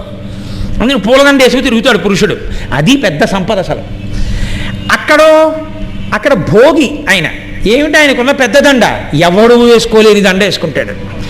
మీరు నేను మహా అయితే నాగపడగ పూలదండ వేసుకోగలమేమో. ఆయన ఏకంగా వాసుకిని మెళ్ళో వేసుకుంటాడు పూలదండ. అది కూడా ఇలా విప్పి బుస్ బుస్ అంటుంటే వినపడుతూ హాయిగా ఇలా కూర్చుంటాడు. ఆయన వేసుకున్న దండ లాంటి దండ వేసుకున్నవాడెవడు? అందుకని ఏమయో నువ్వు అంత బ్రహ్మాండమైన దండ వేసుకున్నవాడి, అక్కడ భోగి పాముల దండ వేసుకున్నావు. పోని పాము దండ ఒకటేనా? ఇక్కడ పాము, ఇక్కడో పాము, చిన్ని సైజు పిల్లపాముల్ని తెచ్చి ఉంగరాలు ఆ పెట్టిలో పెట్టుకుంటాడులా ఉంది. అలాగా ఒక్కొక్క సైజు పాముని తీసి ఎక్కడ ఏది అవసరమో అలా వేసుకుంటూ ఉంటాడు ఆయన. అదో చమత్కారం పరమశివుడి యొక్క విషయంలో. మృత్యువుని గెలిచిన వాడిని గుర్తు. కాబట్టి అక్కడో పాముల దండలు వేసుకు తిరుగుతుంటావు, ఇక్కడో ఆ భోగి పాముల దండల మెడలో కనబడవు. పద్మపాదాచార్యుల వారు పరమశివుడి ఇక్కడికి వస్తే ఎలా ఉన్నాడో శంకరుడిగా, ఆదిశంకరుల యొక్క తేజోమయమైనటువంటి రూపం ఆ కాషాయం ఇలా గుండుమించి వేసుకుని, ఇలా విభూతి పెట్టుకుని, బొట్టు పెట్టుకుని, సత్యదండం పట్టుకుని, ఇలా పద్మాసనం వేసుకుని కూర్చుంటే మహానుభావుడు ఆ అందం మిరిసిపోతూ అసలు ఆ ముఖం ఎంత ప్రసన్నం. కాబట్టి నమామ్యభోగి పరివార సంపదం. ఇక్కడందరూ అభోగులు, ఎవడికి భోగం అక్కర్లేదు. సన్యాసులందరూ నీ చుట్టూ చేరారు. అక్కడతో సరిపోయిందా? నిరస్తభూతిం అనుమార్థ విగ్రహం. నిరస్తభూతిం. భూతి అంటే ఏమిటో తెలుసా అండి? భూతి విభూతి అంటే దాని అర్థం సిద్ధి అని. అన్నిటికన్నా విభూతి పెట్టుకున్నాడు, విభూతి యొక్క శక్తిని పొందాడు అంటే దాని అర్థం ఏమిటంటే ఈశ్వరుణ్ణి బాగా స్మరించి స్మరించి స్మరించి, అందుకే భస్మ అంటారు దాన్ని. భస్మ అంటే స్మ అంటే ఇప్పటి వరకు మరిచిపోయిన కాంతి భగవానుణ్ణి స్మరణకి తీసుకొస్తుంది. ఆ శక్తి ఉంటుంది భస్మకి. ఆ భగవంతుణ్ణి స్మరించి స్మరించి స్మరించి స్మరించి స్మరించి ఉండడం చేత ఆత్మదర్శనము కొరకు ఆయన ప్రాకులాడుతుంటే, ఆత్మగా నిలబడాలి అని ఆయన అనుకుంటే దానికన్నా ముందు అష్టసిద్ధులు వస్తాయి. కానీ కాకి రెట్టని పట్టించుకోనట్టు ఆ సిద్ధుల్ని పట్టించుకోరు. సిద్ధులు ప్రకటనం చేయడం అనేటటువంటిది అత్యంత హేయాతిహేయమైన విషయం. సిద్ధులు ప్రకటనం చెయ్యరు. సిద్ధులను ఒంటి మీద కాకిరెట్ట పడితే ఇలా కొట్టేసి కడిగేసుకున్నట్టే సిద్ధులను వచ్చాయని తెలిసినా పట్టించుకోకుండా ఈశ్వరుడి కోసమే నడుస్తారు. అందుకే శంకరాచార్యులు వారు దక్షిణామూర్తి స్తోత్రం చేస్తూ, ఎవరైతే ఈ దక్షిణామూర్తి స్తోత్రాన్ని చదువుతున్నారో వింటున్నారో అటువంటి వారందరికీ కూడా ఆత్మస్థితితో పాటుగా సిద్ధులు కలుగుతాయి అంటారు. కానీ ఆ సిద్ధులు పట్టించుకోరు. అలా ఈ సిద్ధులన్నీ కలిగి ఉండడమే అసలైన భూతి. నిరస్తభూతిం. అక్కడో పరమశివుడు ఎక్కడికన్నా గభాలన ప్రత్యక్షం అంతటా వ్యాపించి ఉంటాడు, కనపడకుండా ఉంటాడు. అణిమ లఘిమ గరిమ ఇవన్నీ ప్రకటిస్తూ ఉంటాడు, అందరికీ సిద్ధులు ఇస్తూ ఉంటాడు. ఇక్కడో అసలు అలాంటివేమీ పట్టించుకోరు. ఆయన గురించి ఆయన కూడా పట్టించుకోని స్థితి. ఒకానొకప్పుడు ఆయన వెనుక ప్రయోగం చేస్తే ఆసనంలోంచి నెత్తురు అలా కారిపోతూ ఉండేది శంకరాచార్యుల వారికి. ఇలా కాసేపు కూర్చుంటే ఆయన కూర్చున్నటువంటి ఆసనం బట్టంతా కూడా నెత్తుటితో నిండిపోయేది. లేచి నిలబడితే కాషాయ బట్టంతా నెత్తుటితో తడిసిపోయేది. మళ్ళీ వెంటనే ఆ బట్ట విప్పేసి ఇంకో బట్ట కట్టుకుంటూ ఉండేవారు తప్ప ఆయన తనకు వచ్చినటువంటి వ్యాధిని తాను మార్చుకోకపోతే అప్పుడు పద్మపాదాచార్యుల వారు అశ్వినీ దేవతలు వస్తే బాగవలా అభినవగుప్తుడని ఆయన ప్రయోగం చేశాడు. అప్పుడు శంకర భగవత్పాదులు పద్మపాదాచార్యుల వారు గొప్ప ఉపాసన చేసి శంకరాచార్యుల వారిని దక్కించుకున్నారు, ఆ వ్యాధి పోయేటట్టు చేసి. కాబట్టి ఇక్కడ ఆయన ఏమి ప్రకటనం చేయడం అనేటటువంటిది చెయ్యరు, బోధ మాత్రమే చేస్తుంటారు.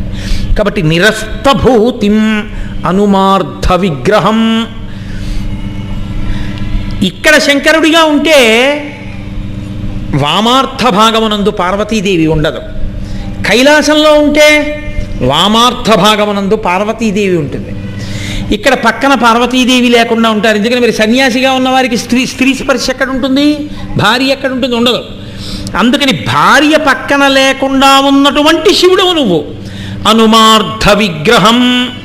కాబట్టి నమాంవ్యభోగీ పరివార సంపదం నిరస్తభూతిం అనుమార్థ విగ్రహం. అనుగ్రం. ఆయన ఏమీ అసలు ఎప్పుడు కోపం అన్నది లేకుండా ప్రశాంతంగా ఉండేటటువంటి స్వరూపం. అక్కడ పరమేశ్వరుడు అపారమైనటువంటి సంపద మధ్య ఉండి కూడా, అంత భోగము మధ్య ఉండి కూడా, అంత పరివారము మధ్య ఉండి కూడా ఆయన అప్పుడప్పుడు కోపానికి లోనవుతాడు. అసలు ఆ కోపాన్ని లోకం చూడలేదు, హడిలిపోతుంది. నమస్తేయస్తు భగవన్ విశ్వేశ్వరాయ మహాదేవాయ త్రయంబకాయ త్రిపురాంతకాయ త్రికాగ్నికాలాయ కాలాగ్నిరుద్రాయ నీలకంఠాయ మృత్యుంజయాయ సర్వేశ్వరాయ సదాశివాయ శ్రీమన్మహాదేవాయ నమః అంది రుద్రం. కాలాగ్నిరుద్రాయ, కాలాగ్నిరుద్రుడై ఉంటాడు. ఆ రూపాన్ని ఎవ్వరూ తట్టుకోలేరు కాబట్టి ఉగ్రంగా ఉంటాడు. ఆ సంపద ఆయన ఐశ్వర్యం అసలు మీరు ఊహించలేరు, అలా ఉంటాడు. శంకరులే శివానంద లహరిలో చెప్తారు, కరస్తే హేమాద్రౌ, ఒక చేతిలో బంగారు కొండ పట్టుకుంటాడు. గిరిశ నికటస్తే ధనపతౌ, కుబేరుడు ఎప్పుడు ఇలా నమస్కారం చేస్తూ నిలబడి ఉంటాడు, నవనిధులకు అధిపతి. ఎప్పుడైనా ఏమైనా అడుగుతాడేమో ఇద్దామని ఆయన అడగవలసిన అవసరం, కుబేరుడు నమస్కారం చేస్తూ ఉంటాడు ఆయనకి. గిరిశ నికటస్తే ధనపతౌ గృహస్థే స్వర్భూజామరసురభిచింతామణిగణే. ఆయన ఇంటి నిండా కామధేనువులు, కల్పవృక్షాలు, చింతామణులు. ఆయన ఇల్లే చింతామణులతో కట్టారు. అసలు ఇంకా చిత్రం ఏమిటంటే ఆయన భార్యే పెద్ద చింతామణి, చింతామణి పాణిగ్రాహి. ఆయన భార్యే పెద్ద చింతామణి, ఆవిడని తలుచుకుంటే కోరికలు తీరుస్తుంది ఆవిడ. కాబట్టి అటువంటి పరమేశ్వరుడు శిరస్థే శీతాంశౌ. లోకంలో అన్ని ప్రాణులు శరీరాలు విడిచిపెడతాయి, ఆయనో అలాగే ఉంటాడు. కాలమంతా చంద్రుడి యొక్క శుక్లపక్ష కృష్ణపక్షాల్లో కదిలిపోతుంటే కాలము యొక్క కదలికలకి ఆధారమైన చంద్రకళ ఆయన శిరస్సు మీద ప్రకాశిస్తూ ఉంటుంది. కాలాతీతుడు.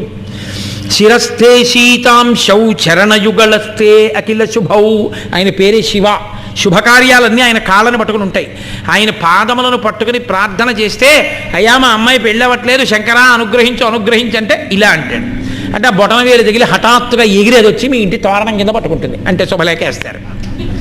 కాబట్టి చరణయుగళస్తే అఖిల శుభౌ కమర్థం దాస్యేహం. నేనేమివ్వను నీకు ఇవ్వడానికి నా దగ్గర ఏం లేదు. భవతు భవదర్థం మమ మనః. నాదన్నది ఏమైనా ఉంటే నాది నేను అనేది నా మనసు ఒకటే, ఇది ఇచ్చేస్తానన్నారు శంకరాచార్యులు వారు.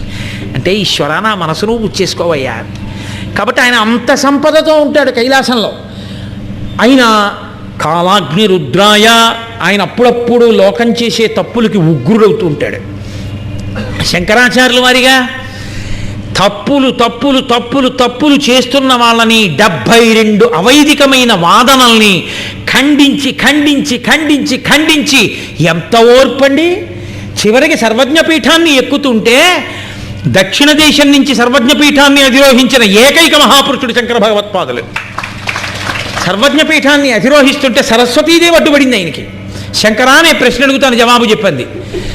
ఓర్పుగా చిరునవ్వుతో సరస్వతీదేవిని కూడా మెప్పించి సర్వజ్ఞపీఠం మీద కూర్చున్న మహానుభావుడు. అనుగ్రం. ఒక కాపాలికుడు వచ్చి మీ తలకాయ ఇచ్చేయమంటే తీసుకెళ్ళిపోమన్నారు. పద్మపాదాచార్యులు వారు రక్షించుకున్నారు కాబట్టి సరిపోయింది. కాబట్టి అనుగ్రం, అసలు కోపం అన్నది లేదు ఆయనకి. ఇప్పుడు లోకంలో 2 లక్షణాలు మీరు గుర్తుపెట్టుకోవాలి. పాపం లేకపోతే భగవంతుడు అక్కర్లేదు, అజ్ఞానం లేకపోతే గురువుగారు అక్కర్లేదు. అందరూ జ్ఞానులు అనుకోండి, గురువు ఎందుకండి? అందరూ పాపం చేయని వాళ్ళు అనుకోండి, భగవంతుడు ఎందుకండి? పాపం ఉంది కాబట్టే వెంకటేశ్వరుడు కావాలి పాపాలు పోగొట్టడానికి. అజ్ఞానం ఉంది కాబట్టే బోధ చేసి పోగొట్టడానికి గురువుగారు కావాలి. ఏమిటా నీ అజ్ఞానం నువ్వు అని విసుక్కుంటే ఎలా గురువుగారు? అలాగని గురువుగారు విసుక్కునేంత విసిగించేయకూడదు అన్నారు కదా. రైతు బజార్లో కనబడ్డా, బట్టల కొట్లో కనబడ్డా, ఆఫీసులో కనబడ్డా అదే పనిగా వెళ్ళి ప్రశ్నించి విసుక్కోకూడదు గురువుగారు అన్నారు కదండి, నాకు ఎత్తు కూర్చోండి అనకూడదు కదా. ఏది చెప్పాలన్నా భయంగా ఉంటుంది. కాబట్టి అనుగ్రం. ఆయన అక్కడప్పుడప్పుడు కోపడతాడు, ఇక్కడ అజ్ఞానాన్ని అలా మన్నిస్తూనే ఉంటారు. ఒక్కొక్కసారి ఆయనకి అసహ్యం. నలినీదలగత జలమతి తరళం తత్వజీవితమతిశయచ ఫలం విద్ధిర్యద్యభిమానగ్రస్తం లోకం శోకచ హంత సమస్తం అంటారు. చెయ్యి దిక్కుమాలిన లోకం, చచ్చిపోయిందిరా ఇది. ఎప్పుడూ ఏడుపే ప్రతివాడికి, అన్నిటికీ ఏడుపే. ఏ ఏడుపు లేకపోతే ఏడవడానికి అవకాశం లేదండి అని ఏడిచేవాడు. ఇప్పుడు ఏడవని వాడు అన్నవాడు నాకు కనపట్టలేదురా అన్నారు ఆయన. అదే శంకరాచార్యుల వారికి జాలేసి, పోన్లే పాపం అజ్ఞానం కదూ అని. కాతే కాంతా కస్తే పుత్ర సంసారోయమతీవ విచిత్ర కస్యత్వం కక్కుతయాయాత తత్వం చింతియ తదియ భ్రాత. ఓ సోదరా అని పిలిచారు. ఏమి శంకరులకి మనం సోదరులమా అంటే మళ్ళీ ప్రసన్నత్వం, మళ్ళీ వెంటనే సోదరా అని పిలుస్తారు. అనుగ్రం. కించిత్ కోపం లేకుండా ఉండేటటువంటి స్థితి. ఉన్మృధిత కాల లాంఛనం. ఇది చాలా గొప్ప మాట సుమండి. పద్మపాదాచార్యులు వారు ఎలా వేశారో కానీ, ఉన్మృధిత కాల లాంఛనం అంటే లోకాలన్నింటినీ చంపేయడానికి బయలుదేరింది హలాహల. ఆ హాలాహలాన్ని శంకరుడు మృంగి తన కంఠంలో పెట్టుకున్నాడు. అప్పటి వరకు శంకరుడు తెల్లగా ఉండేవాడు. స్ఫటికమణి నిభం అని పేరు ఆయనకి. స్ఫటికమణి ఎలా ఉంటుందో అంత తెల్లగా ఉంటాడు. ఇంత తెల్లగా ఉన్న శంకరుడికో నల్లమచ్చ వచ్చింది. ఇంగ్లీష్లో అంటే విషం మింగినప్పుడు కంఠంలో పెట్టుకున్నాడు. లోపలికి వెళ్ళిపోతే ఉదరము లోకంబులకును సదనంబుకు తెరిగి శివుడు చటుల విషాగ్నిని కుదురుకొనే కంఠబిలమున పదిలంబుకు నిలిపే సూక్ష్మ ఫలరసముక్రియన్. బయటికి వదలకుండా లోపలికి వదలకుండా లోకాన్ని రక్షించడానికి కంఠంలో పెట్టుకుంటే ఆ కంఠం నల్లబడి నీలకంధర నీలగ్రీవ అని ఆయన్ని శ్రీకంఠ అని లోకం కీర్తించింది. ఇంత తెల్లని శంకరుడికో నల్లమచ్చ వచ్చింది. తెలుగులో ఆ మాటకి అంత పెద్ద శక్తివంతంగా అనిపించదు కానీ మచ్చ వచ్చిందిరా అంటారు. లోకంలో ఒక చమత్కారం ఒకటి ఉంటుంది. వెనకటికి భర్త మీద ఏదో కోపం వచ్చింది, అక్క చెల్లెలకి తోడబుట్టింది. ఆ భర్త మీద అలిగి ఇంటికి వచ్చింది. వెంటనే అడిగితే కోపపడుతుంది అని చెప్పేసి చాలా రోజులు అడగలేదు, ఏదో కొన్ని నెలలు అయిపోయింది. ఈ అమ్మాయి భర్త పేరు ఎత్తట్లేదు, భర్త రావట్లేదు. అన్నదమ్ముడికి అనుమానం వచ్చింది, ఏమిటి బావగారికి ఊసెత్తదు, బావగారు రావట్లేదు, ఏమైనా చెయ్యరాని తప్పు చేసిందా అని. అడగకూడదు తోబుట్టుని, అడగకపోతే తప్పదు. కాబట్టి చమత్కారంగా అడిగించడం కోసమని పాలు పిండడానికి వెడుతూ అక్కడే అక్క చెల్లెలు లించునుంటే భార్యతో ఒక మాట అనిపించాడు. చంద్రుడి వంక చూడమని, ఏమండి చంద్రుడిని చూసారా, అచ్చకి మచ్చ వచ్చింది అంది. అచ్చ అంటే చంద్రుడు, చంద్రుడికి మచ్చ వచ్చింది అంది. అంటే ఏదో మచ్చ పడింది అందుకే వెళ్ళటం లేదు, ఇక్కడ ఉండిపోయింది అని శ్లేష. వెంటనే ఆడబడుచు అంది, పుట్టింటికి వచ్చిన ఆడబడుచు, అచ్చకి మచ్చ వస్తే పడి చస్తుంది కానీ పుట్టింటికి రాదండి. చాలు, బావగారు ఎక్కడికో వెళ్ళారన్నమాట, దూరదేశం, అక్క చెల్లెలు వచ్చింది, చాలా సంతోషం అనుకుని వెళ్ళిపోయారు. ఇద్దరు ఒకళ్ళతో ఒకళ్ళు అనుకోకుండా చెప్పుకున్నారు. మత్స అన్న మాటకు అంత అర్థం ఉంది. శంకరుడికైనా మత్స ఉందేమో, అప్పుడప్పుడు కోప్పడతాడని. మత్సలేని శంకరులు ఆదిశంకరులు, లోకశంకరులు, ఈ భూమి మీద నడిచిన శంకర భగవత్పాదులు. కాబట్టి ఉన్మృధిత కాలలాంఛనం. ఇంగ్లీష్లో అయితే బ్లాక్ స్పాట్ ఉందండి అంట. ఆయన చూడండి, అన్బ్లెమిష్డ్ కెరీర్. పాప ఆయనకండి అసలు ఎక్కడా మీరు పేరు పెట్టలేరండి, బ్లాక్ స్పాట్ లేదు ఆయనకంటే. బ్లాక్ స్పాట్ లేదంటే నల్లమచ్చ లేదు. ఉన్మృధిత కాల లాంఛనం. అంత తెల్లని శంకరుడికి కూడా ఓ నల్లమచ్చ ఉంది. లోకోపకారానికి చేశాడో ఎందుకు చేశాడో నల్లమచ్చ ఉంది. శంకరాచార్యుల వారికి ఆ నల్లమచ్చ కూడా లేదు. ఎందుకంటే మరి ఇక్కడికి వచ్చినప్పుడు నల్లమచ్చ ఎందుకు ఉంటుంది? గరళం పెట్టుకోలేదుగా. లోకానికి బోధ చేయడానికి వచ్చారు, అమృతాన్ని పంచడానికి వచ్చారు శంకరుడిగా. కాబట్టి ఉన్మృధిత కాల లాంఛనం. వినాయకం. వినాయకం పక్కన వినాయకుడు లేనివాడు. ఎందుకనంటే శక్తి పంచాక్షరి ఉపాసన చేసే వాళ్ళకి తెలుస్తున్న రహస్యం. అమ్మవారిని ఒక్కరిని చేయరు, అయ్యవారితో కలిపి కాదు, సుబ్రహ్మణ్యుడు గణపతితో కలిపి ఉపాసన చేస్తారు. కాదు అసలు ఆయనకి హేరంబుడు అని ఒక పేరు వినాయకుడికి. హేరంబుడు అంటే తండ్రికి సంతోషాన్ని ఇచ్చేవాడు అని. పెద్ద కొడుకు ఒక్కడే ధర్మ సంతానం, మిగిలినది కామ సంతానం అంటారు. అందుకే పెద్ద కొడుకు ఒక్కడే తండ్రికి పితృకార్యం చేస్తాడు తల్లికిని. అటువంటి పెద్ద కొడుకు లోకంలో మర్యాద ఏమిటంటే, తండ్రికి గొప్ప సంతోషం ఏమిటంటే కొడుకు దగ్గర ఉండి, పెద్ద కొడుకు అందులో పక్కనుండి అన్నిటికీ శుభలేఖ మా నాన్నగారి పేరు మీద ఇవ్వండి మహానుభావుడు, అంతేగాని నా పేరు మీద రాయకండి సుమా, నాన్నగారి పేరు మీద రాయండి అని. నాన్నగారండి ఇవాళ ఏం చేయమంటారు, నాన్నగారండి వాళ్ళకి ఎంత ఇమ్మంటారు, నాన్నగారండి వీళ్ళకి ఎంత ఇమ్మంటారు. తను ప్రయోజకుడై కూడా నాన్నగారండి అంటూ తిరుగుతున్నాడు అనుకోండి, తండ్రి పొంగిపోతాడు. హేరంబహ గణపతి అలా తిరుగుతూ ఉంటారు ఎప్పుడు శివుడి దగ్గర.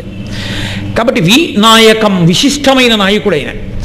కాబట్టి ఎప్పుడు శివుడి పక్కన వినాయకుడు ఉంటాడు. అదే శివుడు శంకరాచార్యుల వారిగా వస్తే పక్కన ఉండడు. అందుకని వినాయకం కాదు. అసలు రహస్యం ఏమిటో తెలుసా అండి? వినాయక అన్న నామం అమరకోశంలో బుద్ధుడికి ఉంది, తథాగతుడికి. ఆయనకి వినాయక అని పేరు. తథాగతుడు రాజ్యాన్ని విడిచిపెట్టి వెళ్ళిపోయాడే, ఆయన బౌద్ధమత ప్రచారం చేశాడు. బౌద్ధమతం సనాతన ధర్మానికి వ్యతిరేకం కాబట్టి ఆ బౌద్ధమతం శూన్యవాద ప్రచారం చేసింది. సనాతన ధర్మ ప్రచారం చేయడానికి వచ్చిన శంకరాచార్యుల వారి యొక్క వాదము ముందు నిలబడలేక ఆయన ఏమీ ఎత్తి చూపించలేదు, తప్పు చెప్పలేదు. కానీ నిష్కారణంగా సనాతన ధర్మంలో తప్పులు పట్టుకునే ప్రయత్నం చేస్తున్న వాళ్ళ నోరు మూయించడానికి శంకరులు మాట్లాడారు. ఆయన ప్రజ్ఞకి తట్టుకోలేక భారతదేశాన్ని విడిచిపెట్టి బౌద్ధం పారిపోయింది కాబట్టి శంకరులుంటే తథాగతుడు నిలబడలేకపోయాడు. కాబట్టి బుద్ధుడు వినాయకం, బౌద్ధం వెళ్ళిపోయింది శంకరులు వస్తే. కాబట్టి వినాయకం అపూర్వ శంకరం. ఆ శంకరుడి గురించి మాకు తెలుసు, ఇలాంటి శంకరుడి గురించి మాకు తెలియదు అసలు. ఆదిశంకరా నీవు అపూర్వ శంకరుడవి. ఆ శంకరుడి గురించి ఎన్ని రూపాలో 64 లీలామూర్తులు మేము విన్నాం, చదువుకున్నాం, నమస్కారాలు చేశాం. కానీ శంకరా, ఆదిశంకర భగవత్పాద, మీ వంటి శంకరుడి లేడు, మీరే అపూర్వ శంకరులు. ఇంత గొప్ప స్వరూపం మీది. అటువంటి గురువర్యా మీరే పరమేశ్వరుడు గురువుగా మా ముందు కదులుతున్నారు మమ్మల్ని ఉద్ధరించడానికి. ఓ గురు సార్వభౌమా నమస్కారం అనడానికి నమామ్యభోగి పరివార సంపదం నిరస్తభూతిం అనుమార్థ విగ్రహం అనుగ్రం ఉన్మృధిత కాల లాంఛనం వినాయకం అపూర్వ శంకరం అని స్తోత్రం చేశారు పద్మపాదాచార్యుల వారు.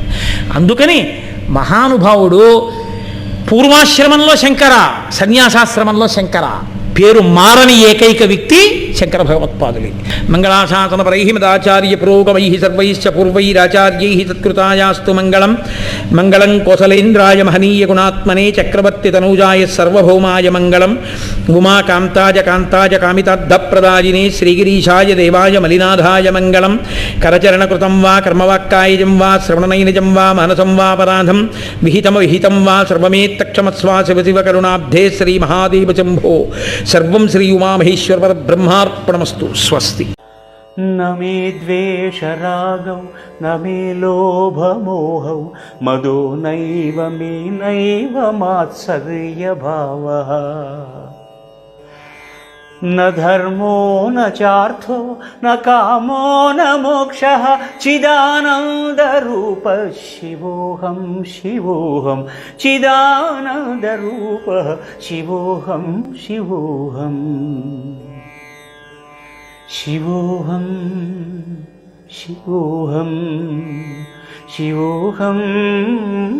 शिवोऽहं